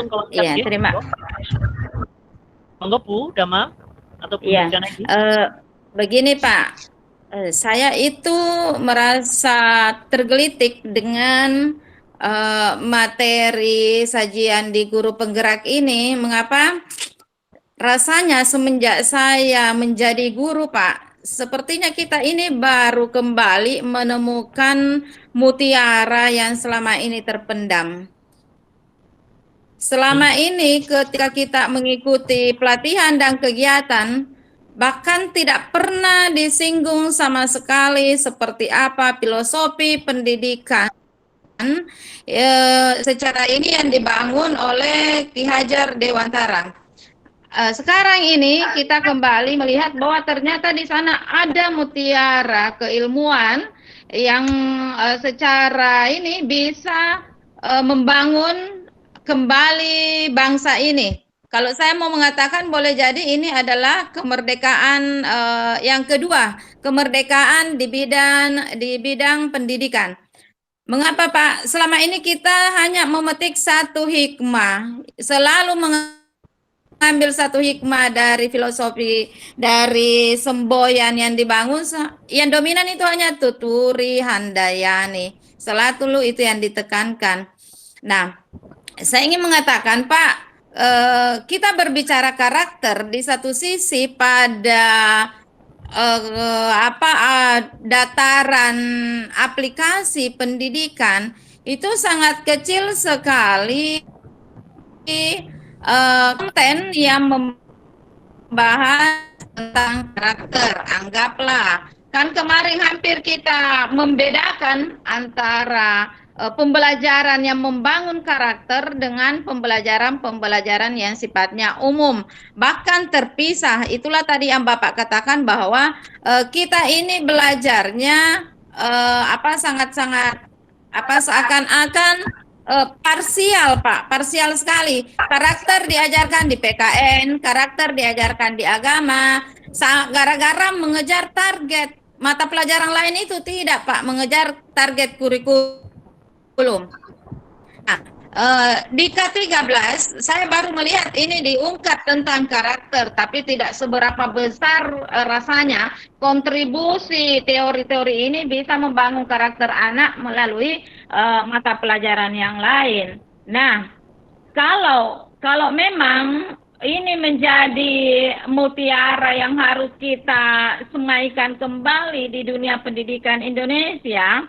Nah, seperti apa kira-kira secara keseluruhan ini kita guru-guru bisa semuanya ini membangkitkan kembali diri kita bahwa sebenarnya pendidikan itu adalah dari tadi terbangun dari menuntun, kemudian kita memahami bahwa ada kodrat alam yang harus kita bangun. Karena kita sekarang ini jujur saja Pak, siapapun rata-rata orang tua itu mispersepsi tentang pendidikan. Anggapannya pendidikan itu adalah sesuatu yang harus terbangun dengan capaian itu tadi, material, akhirnya lari ke hal-hal yang hedonis, konsumerisme, itu semua sebenarnya yang hampir kita tinggalkan Pak, tetapi untung ada guru penggerak yang mengembalikan kita ini. Ya kalau kita memahami konsep yang dibangun oleh Ki Hajar Dewantara ini, makanya saya katakan ini adalah mutiara sebenarnya yang diberikan kepada kita. Tapi saya jujur Pak, saya sangat ragu, saya sangat khawatir dengan generasi kita sekarang ini.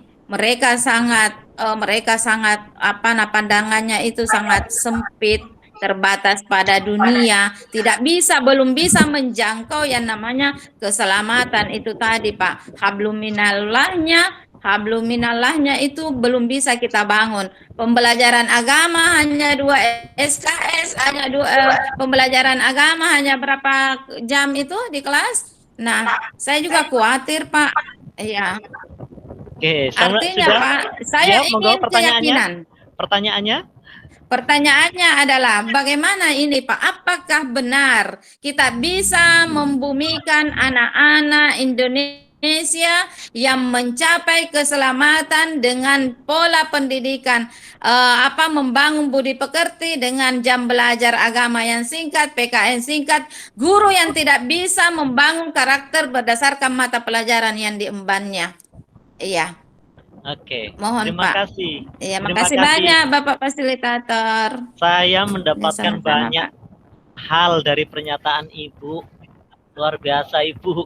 Terima kasih pernyataannya. Ini bukan sebuah pertanyaan lagi, tapi sebuah pernyataan yang sudah luar biasa. Di kolom chat nanti saya bacakan ya, yang sudah saya ingin mengungkap kembali tentang karakter tadi pertanyaan. Ibu merasa ragu. Sekarang pertanyaan balik pada Ibu. Apakah benar tadi kan kita bisa membangun karakter kembali? Menurut pandangan Ibu, bisakah kita membangun karakter itu? Menurut pandangan Ibu? Menurut pandangan Ibu dulu. Menurut Ibu dulu. Iya. Menurut saya begini Pak. Secara pribadi saya punya semangat, saya punya harapan, dan saya punya mimpi untuk membangun itu secara step by step, bertahap. Tetapi Pak, tuntutan kehidupan dunia sekarang, anak-anak kita, itu yang sudah sangat susah kita batasi. Apalagi yang tadi teman-teman katakan, wah kita ini berada pada zaman yang sangat berbeda. Iya, anak-anak sekarang cenderung polanya sangat material, gayanya sangat hedonis, sangat konsumerisme. Saya takut Pak, saya sangat takut apalagi di zaman teknologi canggih ini. Saya mau, teman-teman pasti mau.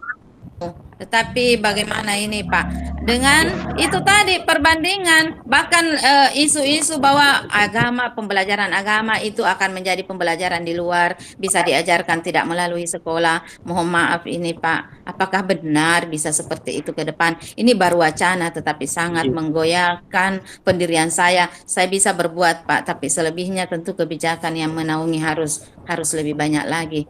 Demikian Pak, terima kasih. Iya, terima kasih. Ini Bu, darah saya berdesir ketika Ibu menyatakan bahwa selama ini kita salah, selama ini kita belum bisa. Saya berdesir, Bu. Kita sama-sama guru ya. Apalagi dengan menyebut selama ini anak-anak seperti itu. Pertanyaan saya, Bu, atau tidak pertanyaan, dari mana sih kita harus memulai? Kalau ibu tidak sendiri loh di sini. Ini ibu ada 10 orang loh di kelompok ini. Dari mana kita memulai ini? Kalau saya, Bu, ada pepatah atau ungkapan. Kalau kita mau berubah, mulailah dari diri sendiri, mulailah dari yang terkecil, dan mulailah sekarang. 3 tadi ya. Ayo kita mulai dari diri sendiri, mulai dari yang terkecil sekalipun, dan mulai dari sekarang. Nah, kalau semua Bapak Ibu guru penggerak ini bergerak ke situ, kira-kira Ibu yakin enggak ada perubahan di Indonesia? Yakin ya? Yakin, Pak. Yakin. Coba nyalakan semua mic-nya. Saya yakin Indonesia berubah. Coba gitu, ayo. Saya yakin Indonesia berubah. Ayo, 1, 2, 3. Saya yakin Indonesia berubah. Pak Guru kok mesem-mesem ya Pak Guru. Boleh nyambung, Pak. Boleh nyambung. Ya, nyambung. Boleh menyambung diskusinya tadi, Pak. Monggo, Pak Guru. Baik. Tadi menyimak apa yang disampaikan oleh Ibu Dr. Darmawati. Saya ingin membawanya ke ke konteks yang lebih kecil, yaitu di ruang kelas. Jadi pemahaman dan praktik kita selama ini bahwa tujuan pembelajaran yang kita lakoni selama ini berpacu pada 3 hal, yaitu tujuan pengetahuan, keterampilan, dengan sikapnya. Nah, sekarang budi pekerti ini seakan-akan pemahaman kita selama ini itu digiring kepada sikap. Jadi ada pada ranah sikap. Nah, sementara setelah kita menggali kembali, membaca kembali tentang pemikiran dari Ki Hajar Dewantara ini, bahwa sesungguhnya budi pekerti itu ada pada 3-tiganya. Nah, celakanya adalah pemikiran kita bahwa selama ini di kelas bahwa selama ini tujuan pendidikan atau tujuan pengajaran yang kita terapkan itu lebih dominan ke pengetahuannya, sehingga kemudian sikap yang dimana yang kita pahami selama ini mengarah ke budi pekerti itu menjadi tersisi. Jadi harusnya tujuan pendidikan ini terutama di kelas itu adalah budi pekerti, sehingga 3 tadi ranah ini tercapai semua antara pengetahuan, keterampilan, dengan sikap. Ya, itu yang bisa saya sampaikan sementara, Pak. Terima kasih.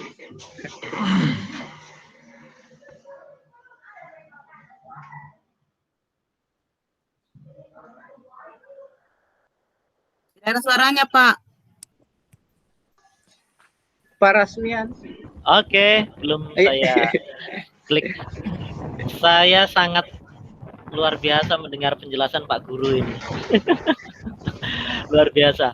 Jadi ini adalah, kalau kita sebut, kita ini sedang berjamaah melakukan kesalahan selama ini.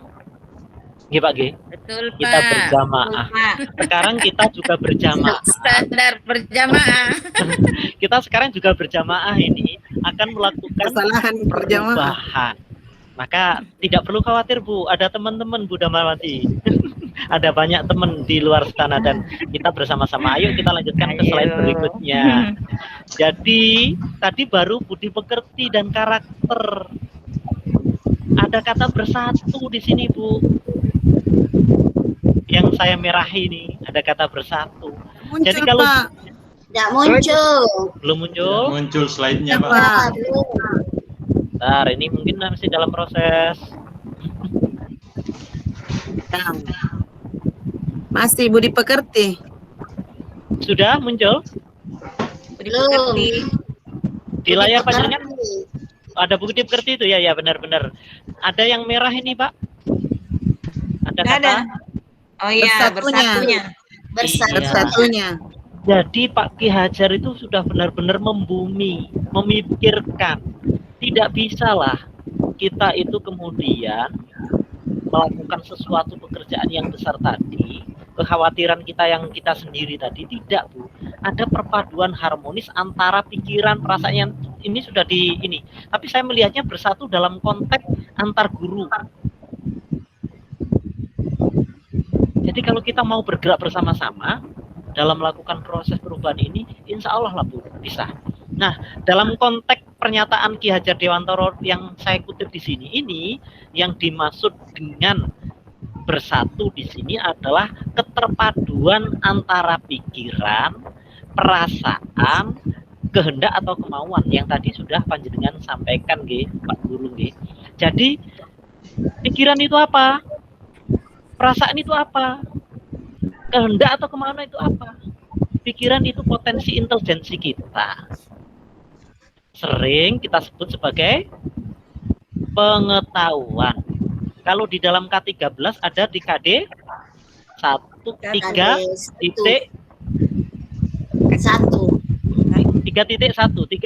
KD 3 ya. 1.1 kalau KD 3 Pak, KD 3 nggih. KD 1 sikap religius. 1 sikap KD 3. dan Nah, budi sosial. pekerti tadi ada di ini ya. Kemudian perasaan. Perasaan itu ada di hati ya. Perasaan itu ada di hati. Kalau di dalam proses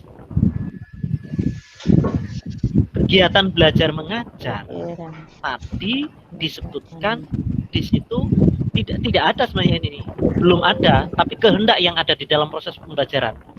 Perasaan itu sebenarnya adalah apa yang ada di benak kita, yang kemudian bisa melihat atau merasakan kebutuhan orang lain.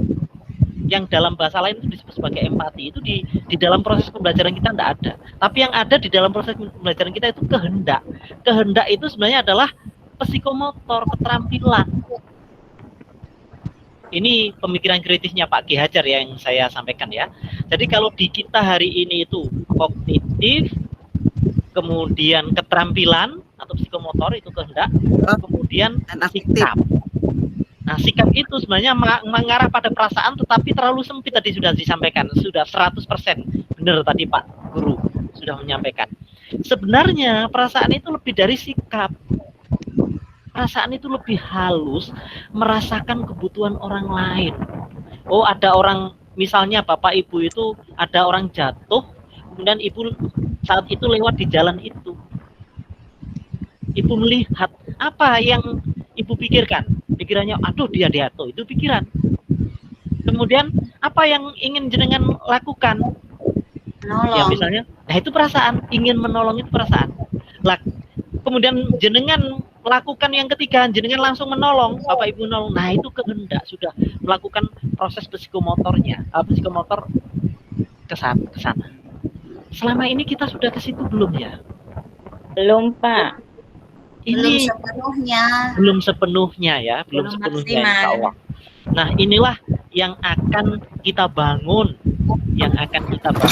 Jadi kata kunci di sini itu sebenarnya adalah pada budi pekerti ini, cipta, rasa, karya, pekerti atau tenaga. Nah itu nanti akan menimbulkan sebuah keselarasan atau keseimbangan hidup. Nah kalau hidup itu sudah seimbang itu Pak, seperti guru biologi itu, ekosistem alam kita, kata guru biologi tadi yang siapa tadi, kalau ada ular, tidak ada tikusnya, gimana kira-kira? Tidak seimbang. Di balik banyak tikus, tidak ada ularnya, bagaimana kira-kira? Padi menjadi mati. Habis padinya. Jadi mati. Matinya, padinya menjadi mati. Iya, makanya begitulah kita antara cipta, rasa, dan karsa dan pekerti, tenaga hidup itu harus ada keselarasan, ada porsinya sendiri-sendiri. Ini luar biasa pemikiran Pak KHD dan selama ini kita kehilangan mutiara kayaknya Pak G. Berikutnya, kata kunci yang ketiga. Ada tidak tadi teman-teman yang menyampaikan kata kunci yang ketiga, bermain? Tidak ada kayaknya. Ada tadi ya, bermain.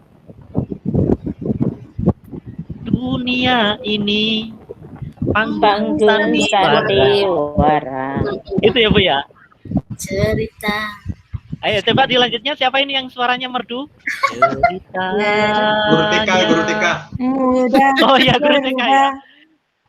Ayo, Ada perang wajar Dan ada perang berpura-pura. mengapa Kita bersandiwara. Mengapa kita bersandiwara? Jadi dunia ini permainan Bu, sandiwara. Mendidik anak itu juga harus dengan pola-pola bermain. Apalagi yang TK hafal. Tapi yang anak SMA bermain cocok nggak kira-kira? Enggak, Masih Konteks. bisa jadi iya. Konteksnya yang berbeda. Tapi permainannya yang berbeda. Coba nanti kita pelajari ulang Bapak Ibu. Kita pelajari ulang. Misalnya nanti Bapak Ibu ini lihat ada di layar panjenengan apa terlihat apa? Congklak dengan gobak sodor. Iya. Oke, sekarang yang di layar Ibu itu permainan Bapak Ibu. Artinya apa Bapak Ibu?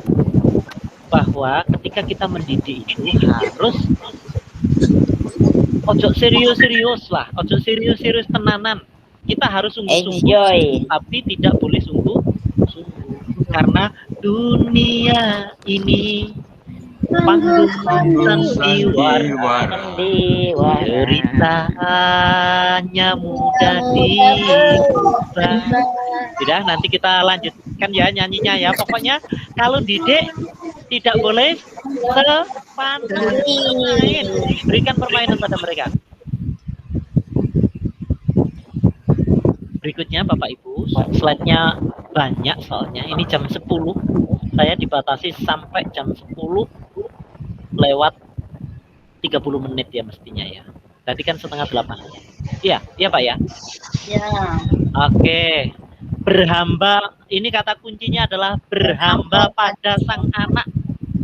Atau sekarang disebut sebagai berpihak kepada anak. Kata kuncinya berpihak kepada anak. Jadi subjek pendidikan itu siapa sebenarnya? Anak. Bukan kita, tadi sudah kita ulas banyak tadi Bu ya. Jadi ini tidak perlu saya sampaikan lebih banyak lagi. Tadi sudah kita ulas. Berpihak pada anak, ini saya langsung menuju yang lain.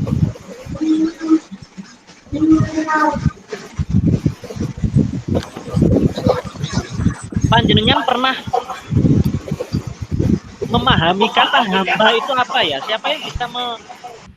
Siapa yang bisa menyampaikan makna kata hamba secara etimologis, asal katanya? Hamba itu apa ya? Hamba itu apa ya? Saya ingin Ibu Eka ini yang bicara.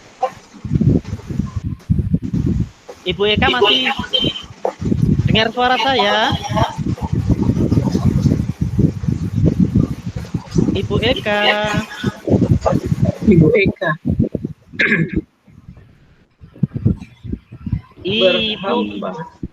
Ibu Eka bicara dong. Mana suaranya Bu Eka?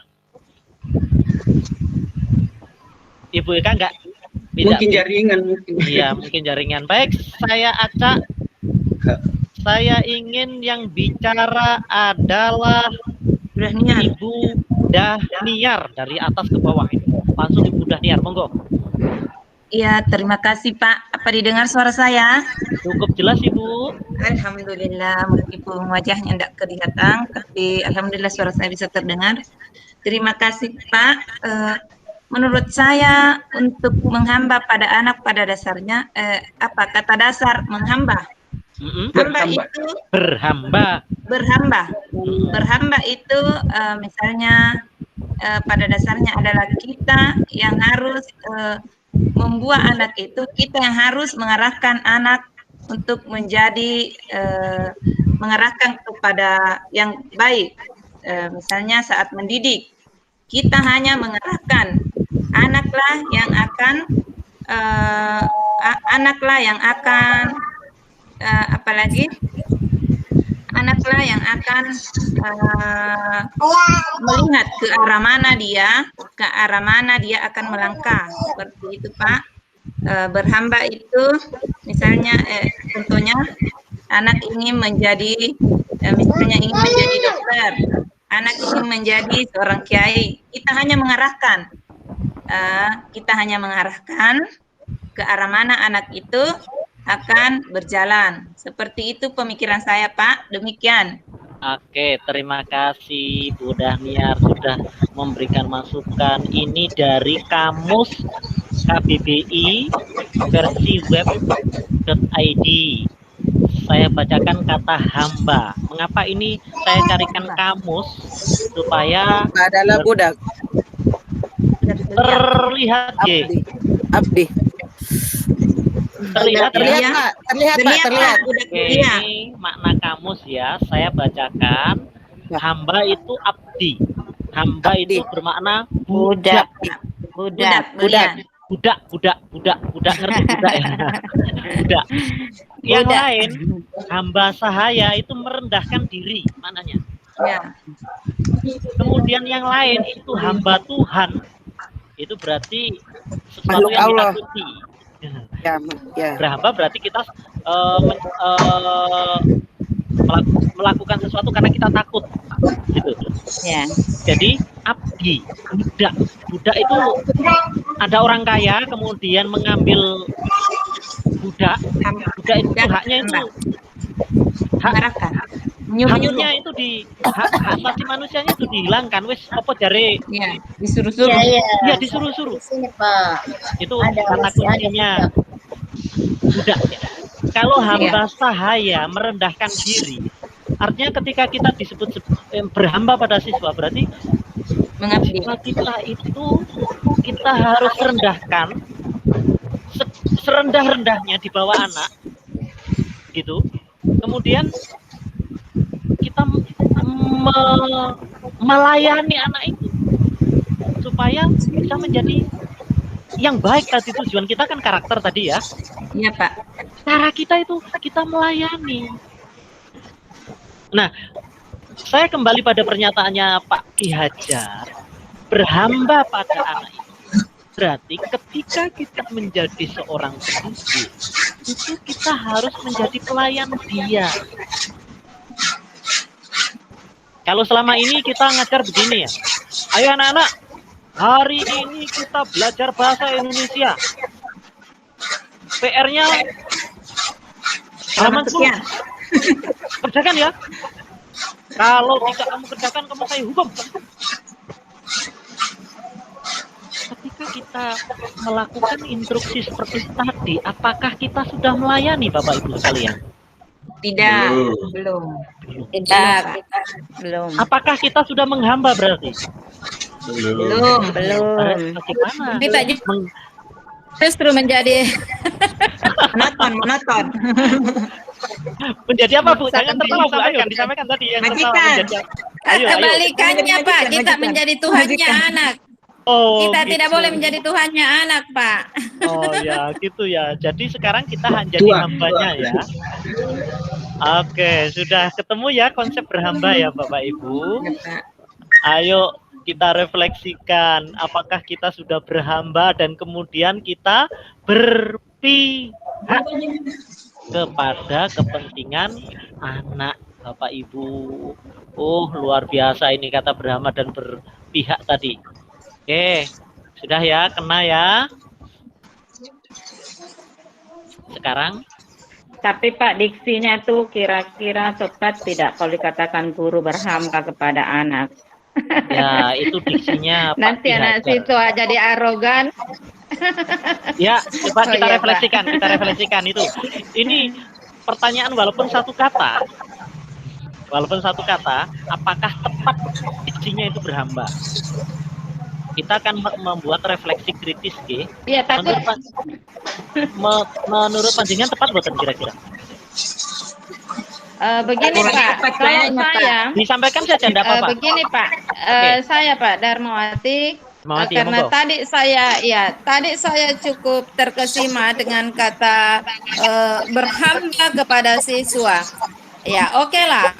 Saya sepakat juga kalau dikatakan kita harus menjadi pelayan siswa untuk mengembangkan segala potensi dan kemampuannya menjadi terwujud menjadi anak-anak yang mencapai tujuan tadi seperti yang diajarkan anak-anak yang selamat.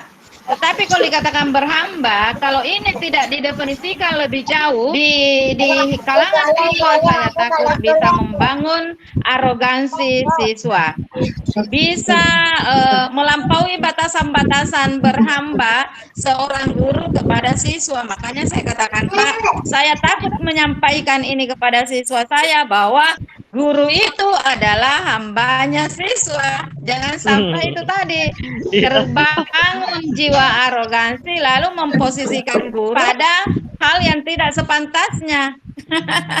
Demikian Ya, Pak. oke. Terima kasih. Bisa Tepuk bicara, Pak? tangan. Tepuk tangan dulu, tepuk tangan untuk guru. Oke. Ya, tepuk Sekarang tangan di untuk belakang guru. tadi ada suara laki-laki, monggo. Saya, Suara Pak. laki-laki. Ya, monggo. Samsul. Terima kasih Samsul. banyak Bapak Ibu, Dua sangat laki-laki. hebat sekali ya. Ada 3 laki-laki di sini, ada 3 pejantan. Laki-laki di sini ya. Laku. Mencoba, ya siap Ibu, mencoba tentang kata hamba ini. Kalau memang kita mau mengartikan sempit dan peserta didik juga mengartikan sempit, hamba itu dalam konteks gurunya adalah budak memang adalah kurang pas. Maka memang menjadi tugas semua guru bahwa di KHD ini, Ki Hajar Dewantara ini, hamba yang dimaksudkan adalah guru menerima siswa itu apa adanya. Kembali lagi ke tadi, ke kodratnya. Jadi penghambaannya itu adalah kita mau menerima anak sesuai dengan apa yang dia potensi yang dimiliki. Lalu bagaimana kita menuntunnya agar potensi itu berkembang. Jadi bukan dalam konteks menghamba itu kita ada di bawah daripada anak-anak. Jadi saya kira kerisauan Ibu Dharma wajar, karena jangan sampai anak-anak membaca tentang guru adalah hamba, lalu siswa memahami bahwa kita budak, maka itulah yang akan menjadi sandungan kita ke depan. Tetapi kalau semua guru, apalagi penentu kebijakan dari atas, memberi pemahaman kepada kita semua dan kepada peserta didik bahwa hamba dalam konteks melayani potensinya, maka saya kira hamba itu sangat tepat dengan konsep KHD. Saya kira itu, Pak. Terima kasih. Oke, tepuk tangan. Yang kedua Pak Samsul, tepuk tangan luar biasa Pak Samsul. Masih ada suara lagi perempuan itu atau laki-laki di belakang? Ayo monggo. Hamzah Pak. Pak Hamzah, saya catat. Iya. Pak Hamzah. Nah, ini booking Ibu dengan Pak Sam. Saya kira kita tidak perlu secemas itulah dengan kalimat itu, karena menurut saya ini adalah bahasa sastra ya, bahasa sastra kemungkinan besar. Mungkin Ibu dokter karena bahasa Indonesia mungkin paham ini. Jadi menurut saya ini adalah bahasa sastra yang kita akan memaknainya dengan persepsi kita masing-masing. Bapak dan Ibu tadi kan sudah menyampaikan banyak hal tentang itu. Nah, kalau misalnya dari sisi saya, menghamba ini bisa saya artikan mengikuti siswa. Ya, jadi artinya apa? Seperti disampaikan tadi oleh Pak Samsul Bahri, bahwa siswa itu punya karakternya sendiri-sendiri. Nah, kita guru tinggal memahami karakter itu, kemudian kita ikuti seperti apa karakter siswa ini, sehingga kita arahkan sesuai dengan karakternya masing-masing, jangan disamakan. Jadi dari sisi itu kita sudah berbeda dari kalimat berhamba ini. Jadi artinya ini adalah bahasa sastra yang pemahaman kita bisa banyak. Jadi menurut saya tidak perlu diresahkan lah seperti itu. Oke, tepuk tangan yang kedua lagi. Applause dulu. Iya, Luar biasa, applause. Saran Pak, ada suara laki-laki belum pernah saya dengar. Ada suara lagi nih, belum terdengar. Ayo monggo. Ya, Pak Akbar. Monggo, ayo langsung. Pandai Akbar dulu, Pandai Akbar. Ayo monggo. Silakan.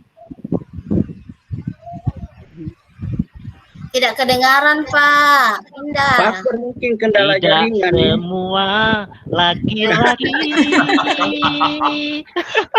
Bisa Ayo, mana bersuara. laki-laki? Tidak semua laki-laki bisa bersuara, Pak. Mana laki-laki tadi? Pandai Akbar. Monggo. Jaringan mungkin Pak, kasihan dari Pak. tadi tidak masuk-masuk. Kembali ke Harlina, Pak. Ya monggo, Berlina lagi. Ya, Karina. Harlina Monggo, SPDI. Terima Ya, kasih, Harlina Pak. SPDI yang ini ya, monggo. Ayo Ya. yang lain dimut. Begini Pak, kalau saya, karena mungkin saya berada di jenjang pendidikan sedikit lebih di bawah dari guru-guru yang sudah menyampaikan tadi pengertian menghamba, jadi saya tidak terlalu khawatir. Kenapa? Karena walaupun utamanya bagi anak-anak yang berada di kelas bawah ini, walaupun kita menjelaskan kata menghamba mungkin kepada mereka belum terlalu paham atau belum bisa menginterpretasikan ke depannya arti kata menghamba ini. Jadi menurut saya, kenapa saya katakan bahwa hal ini tidak berpengaruh bagi kami yang berada, utamanya saya yang berada di tingkat SD. Walaupun tidak terlalu berpengaruh, menurut saya kata berhamba ini bisa kita artikan sebagai menurut atau mengikuti apa yang menjadi kemauan peserta didik. Misalnya dalam hal kegiatan belajar, kita lemparkan tentang metode yang akan kita terapkan di kelas. Metode ini kita kembalikan kepada peserta didik untuk memberi mereka kemerdekaan dalam mengikuti proses pembelajaran di sekolah. Demikian, Pak.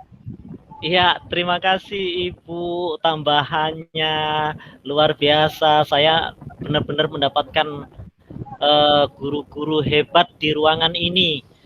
Ini harus benar-benar saya akui.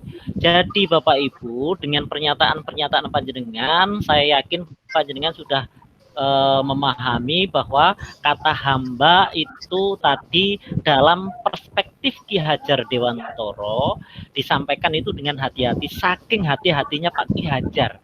Tadi dikatakan sebagai bahasa sastra, memang di situ menggunakan gaya bahasa, menghaluskan, sekaligus penghalusan itu dipakai untuk menekankan. Jadi eufemisme. Ada yang guru bahasa Indonesia tadi ya, tapi menghaluskan ini untuk menekankan. Tapi tidak bermakna harafiah sebagaimana saya sampaikan di slide ini, itu tidak seperti itu. Tapi untuk mendalami makna sesungguhnya, ya memang harus tahu makna harafiahnya. Begitu. Nah, tadi sudah disampaikan oleh Pak Samsul ya tadi. Jadi ya dalam perspektif sesuai dengan kebutuhan siswa. Begitu ya kira-kira ya kesimpulannya ya. Ini saya tampilkan. Oke, tepuk tangan untuk kita semuanya pada kata menghamba. Luar biasa. Saya sangat salut walaupun ini presentasi saya masih banyak. Baiklah Ibu, di presentasi berikutnya ini ada pertanyaan-pertanyaan. Tadi Bapak Ibu kan sudah bicara ya, kita bicara. Saya sekarang ke EC Bu, tinggal beberapa menit soalnya, tinggal 10 menit. EC panjenengan itu Bapak Ibu, itu tadi yang kita bicarakan hari ini itu Bu, EC-nya. Jadi panjenengan misalnya bicara menuntun, sudah dari perspektif menuntun saja, kemudian panjenengan itu kupas berdasarkan pendapat panjenengan. Bentar saya bukakan ke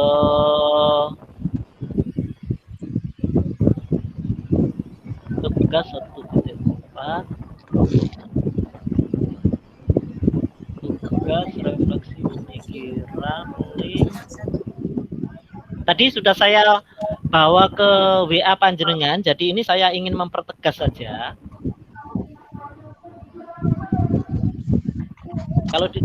Kalau Ini saya laporkan ke Kemendikbud bahwa jenengan belum mengerjakan nggih sementara nggih. Terlihat ini sudah yang ada di slide? Belum. Lihat Pak. Ada yang belum? Terlihat. Ah, Diskusi dan berbagi. Masih diskusi, Pak. Ini belum sekarang apa? Sudah. Nampak ya, Pak, Pak. tugas modul Belum 114. Belum mengumpulkan, belum mengumpul. Nah, Kalau semuanya Waduh. salah caranya. tadi saya potong dulu ya, nanti kita tanya. Tadi sudah ada pertanyaan, ini saya jawab di sini. Yang jenengan bicarakan dengan saya hari ini itu sebenarnya sudah esai, Bapak Ibu. Oh. Saya tanya tentang menuntun. Kemudian jenengan mengartikan menuntun itu apa? Di sekolah Saman bagaimana? Contohnya tadi bagaimana nah itu sudah esai menurut pandangan kita. Jadi ambil satu kata kunci saja, tidak mungkin semuanya ini dengan sampean tulis, kemudian refleksikan ke tulisan pandangan yang lebih konkret. Nah, pertanyaannya kan ada 4 tadi. Esai itu apa sih, Bu? Esai itu di buku ini saya ambil dari internet, ini ada di bawah. Karangan apa sih? Karangan apa sih esai itu? Narasi dalam bentuk prosa kan, narasi. Kajian secara sekilas dari sudut pandang pribadi sang penulis. Jadi sudut pandang-pandangan tentang Ki Hajar Dewantara misalnya tentang menuntunnya, sudah menuntun itu diulas. Nah, diulas secara mendalam dengan disertai fakta, contoh-contoh di kelas panjenengan. Yang kita bicarakan tadi kan itu ya, Bu ya. Hari ini tadi esai. Hari ini tadi Bu Damayanti ngomong banyak tadi esai, Bu. Itu sudut pandangnya Pak Bu Damayanti loh ya. Pak Hamzah tadi juga sudah esai, itu sudut pandangnya Pak Hamzah begitu. Sudah benar, tinggal ditulis saja secara runtun, kemudian minimal itu nanti akan jadi 3 paragraf seperti ini, Pak. Ada paragraf pendahuluan, itu berisi tentang apa? Konsep yang ingin jenengan usung, misalnya tentang kata kunci menuntun tadi. Menuntun atau berhamba tadi yang diskusinya sampai murah-murah karena beda pendapat tadi. Ya, bisa Pak. Oh, dalam satu paragraf itu Pak sudah terdiri dari 3 bagian. Satu paragraf tadi ini, paragraf pertama bicara tentang hamba dikupas dari pendahuluan. Ya, dari sudut pandang ilmu pengetahuan, artinya dan pemikiran Ki Hajar. Kemudian jenengan bahas, berikan fakta-fakta berhamba menurut kondisi panjenengan di sekolah. Oh, ternyata saya belum tadi sebagaimana dicat tadi. Oh, saya belum. Oh, saya sudah. Yang sudah memberi contoh, yang belum memberi pendapat mengapa kok belum. Gitu Pak ya. Oh, jadi 3 paragraf ya Pak? Nah, terus paragraf ketiga minimal penutup. Ini minimal loh Bu. Bisa lebih minimal. Pak. Bisa 10, bisa 11, bisa jadi 20 boleh lah. Satu buku itu Pak. Kan paragraf pendahuluan, paragraf 1 pendahuluan, paragraf 2 pendahuluan, paragraf 3 pendahuluan boleh. Paragraf 4, paragraf 5, paragraf 6, paragraf 7, paragraf 8, paragraf 10 pembahasan. Paragraf 11 penutup. Jago itu Pak. Nah, begitu. Jangan 3 paragraf lah. Masuk kok kita 3 paragraf nanti lah sama dengan siswa kita nanti. Terus di situ diberi judul Bu, esainya diberi judul apa? Judulnya apa? Membangun kodrat alam melalui pendidikan menanam jagung. Misalnya, terserah sampean. Kemudian di bawahnya ada penulisnya. Darmawati SMA atau SD Negeri Cukolele. Alamatnya mana, emailnya misalnya Damayanti bla bla bla bla bla bla. Gitu Bu, supaya jelas, yang ngoreksi juga gampang. Esai itu tulisan yang biasa dipublikasikan Ibu. Esai itu jangan dipendam sendiri. Nek dipendam sendiri bukan esai. Esai itu tadi di atas itu biasanya dimuat di majalah. Lah sekarang majalah sampean itu mana? Majalahnya itu Facebook. Majalah sampean itu ada di IG, majalah sampean itu ada di Line dan lain sebagainya. Sebagainya. Kalau itu juga masih kurang, waduh, IG saya tidak hanya sedikit ini followernya. Sudahlah, saya kirim aja ke koran online kompasiana.com, media guru blogspot, monggo, terserah. Kemudian setelah dimuat di IG, di itu tadi linknya berikan pada kami, kirim ke alamat di LMS. Seperti cara kemarin, ada yang tanya nanti saya jawab. Kemudian setelah terkirim Ibu, yang bertugas mengomentari bukan saya di sini. Yang bertugas mengomentari, saya nanti tugasnya menilai Bu di sini. Nanti langsung saya laporkan ke Mendikbud, tidak jenengan nggak usah perso. Nah, jenengan saya juga bisa berkomentar ya. Jenengan lakukan komentar terhadap EC-CGP lain. Gitu, Bapak?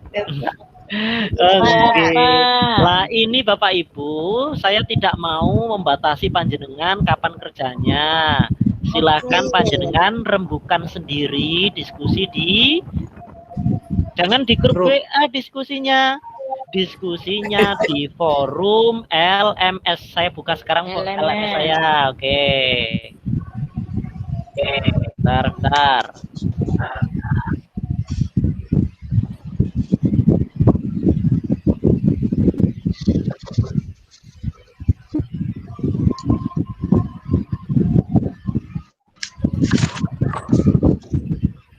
Oke, Bapak Ibu, sudah lihat?